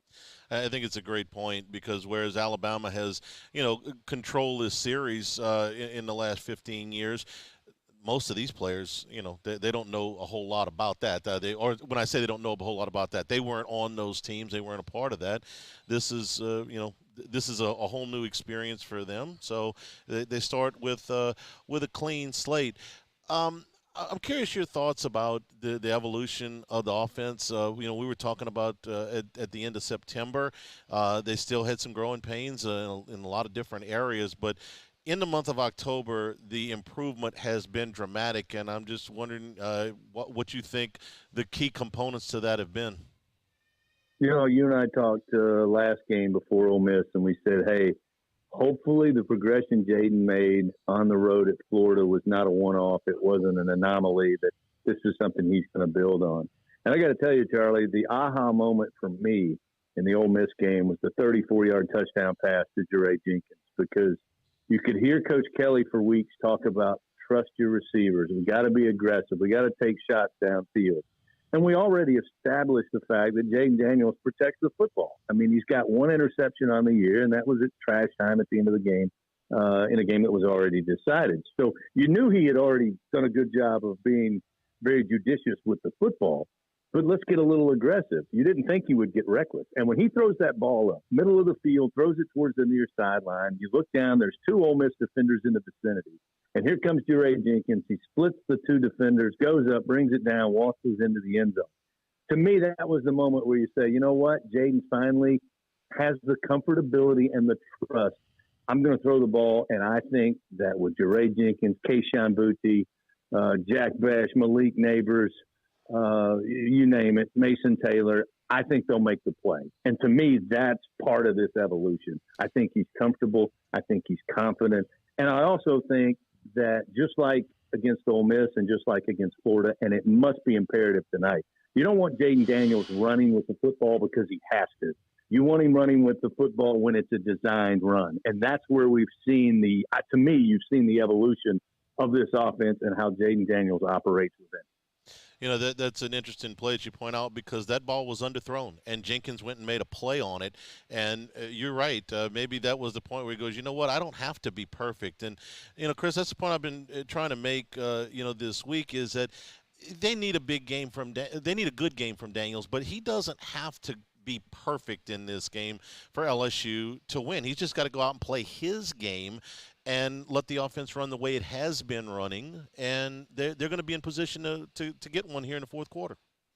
Yeah, I mean, that to me has been the key. I've done I've talked about it all week with a number of people that, I've seen this LSU team in the fourth quarter against really good teams still look like they got a quarter or two left in them. That's how well fitness this team is. Yeah. They're in such great shape. And for me, you just got to avoid, pardon the pun, the first tie.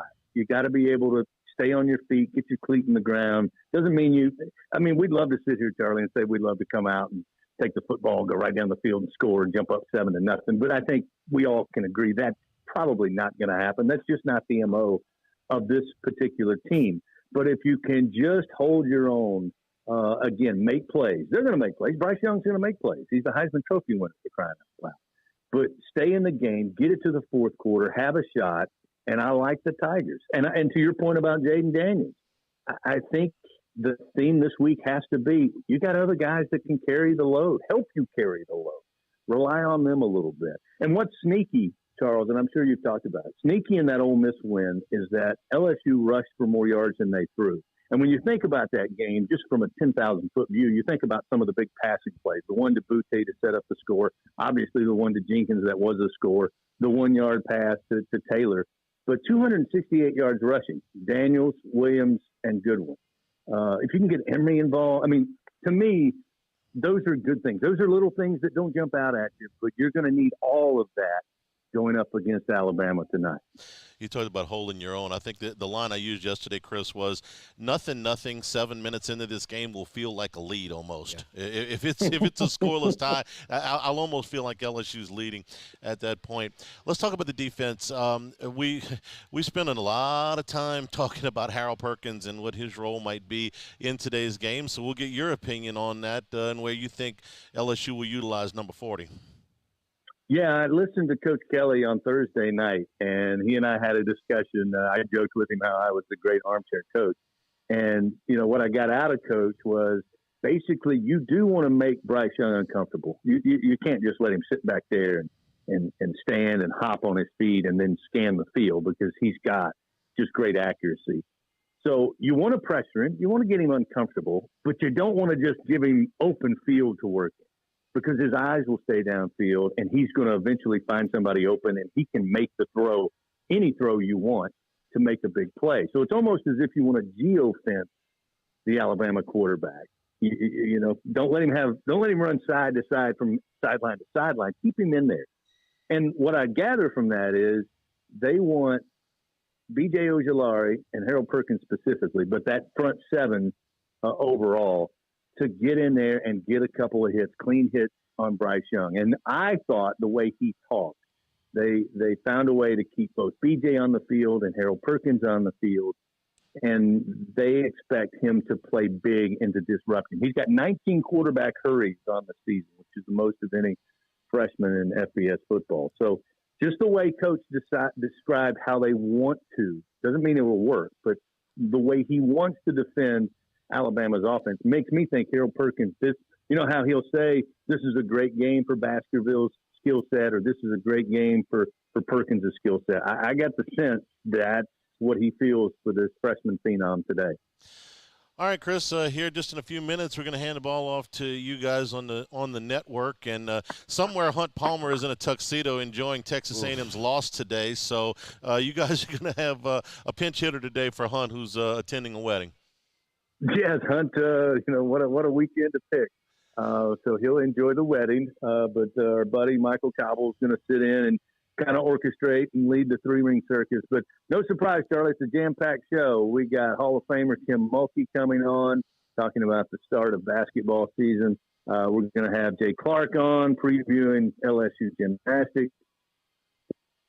Governor's office. I mean, everybody wants to get in on this Alabama Saturday. So it's jam-packed. It's 90 minutes, but it's going to go fast. And before we know it, we'll be sitting up there in the press box waiting for boot to meet ball. All right, Chris, have a great call, and we'll talk to you next week when the Tigers visit Arkansas on an early morning start. You got it, Charlie. Sorry I was tardy. I'll do better next time. No, you're fine. You're fine. We'll take a break, come back, and wrap things up here. Tennessee has kicked a field goal 21-6 now. Georgia with the lead. This is Eagle 98.1 Game Day. Gulf Coast Office Products is a nationally recognized Savin office equipment dealer based right here in Louisiana. Over 100 employees strong, Gulf Coast has the boots on the ground to support all vertical markets, from education, engineering, legal, and finance. With the latest in office technology, from desktop to production segment units, Gulf Coast and Savin have the perfect fit for you. Call 225-756-2644. That's 756-2644 for Gulf Coast Office Products. Oh, hey, what's up? It's Big V and Bubba, 100.7 The Tiger Morning Show. We'd love for you to join us every weekday, 4 a.m. till 9 a.m. Yeah, everything you want in a show. Country music. We got laughs. We got celebrity in-studio guests. We just need you. Join us every weekday morning, 4 a.m. to 9 a.m., right where it all started. That's right. Louisiana's country station, 100.7 The Tiger. ServiceMaster Elite create clean, disinfected work environments. As a local business, we take pride in serving the New Orleans and Baton Rouge areas. Our cleaning protocols follow CDC and OSHA standards for healthcare settings, offices, senior living, restaurants, and industrial plants. Contact ServiceMaster Elite to get your operation ready for reopening with germ disinfection cleaning. ServiceMaster Elite, the trusted choice in professional cleaning since 1996.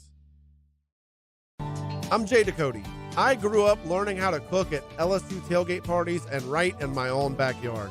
And I created JD's Louisiana products to bring that Louisiana flavor to you at home for your backyard cookout. JD's Louisiana barbecue sauce, Louisiana molasses mustard, spicy and sweet barbecue rub, and more are available at your local supermarkets or by logging on to jducote.com/shop. Put in promo code CST for 25% off at checkout.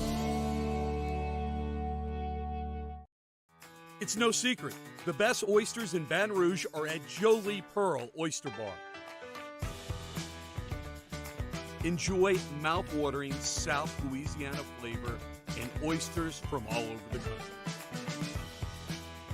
And don't forget our nightly drink specials.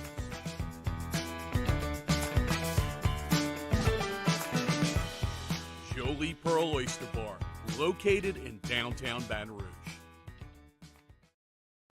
Eli's always been into grilling. It took us a while to see it, but the signs were there.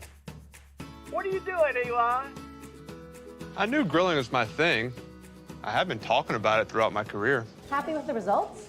I am. Got the new grill from barbecueguys.com. It performed great. My advice, as I always told my boys, do more of what you were born to do. Barbecue Guys, for those who were born to grill.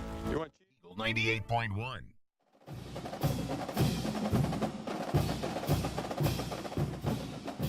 Back here at Rouse's as we wrap up our portion of the pregame festivities. Remember, you can download the digital app and have curbside delivery here at Rouse's for all your tailgating needs and all your everyday items here at Rouse's. So it would have been difficult to predict that LSU would be in a position at this point in the season to control their own destiny in the SEC West, but that's exactly where they are. And whether LSU's ahead of schedule or Alabama is not having exactly the type of season that they thought they would have, none of that matters when they kick the football off here in about 2 hours. Our LeBear's countdown to kickoff a little over 2 hours from now. It's about going out and playing your game. You don't have to try to be something that you're not. I don't think that LSU is playing from such a deficit here that they've got to, pull out a bunch of gadgets and things like that.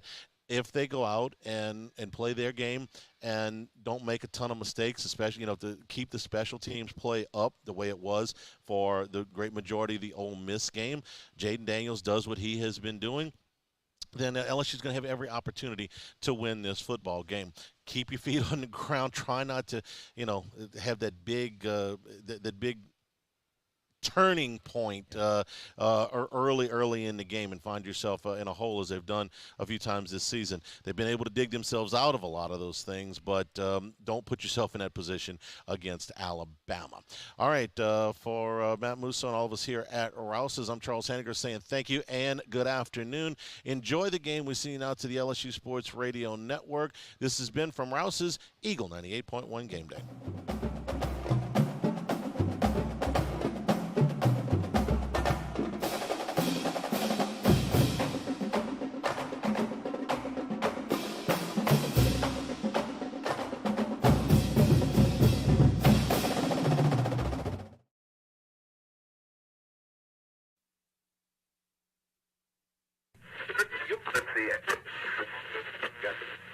The following is an exclusive presentation of the LSU Sports Radio Network. It's football time in Louisiana. Tonight, it's the first Saturday in November.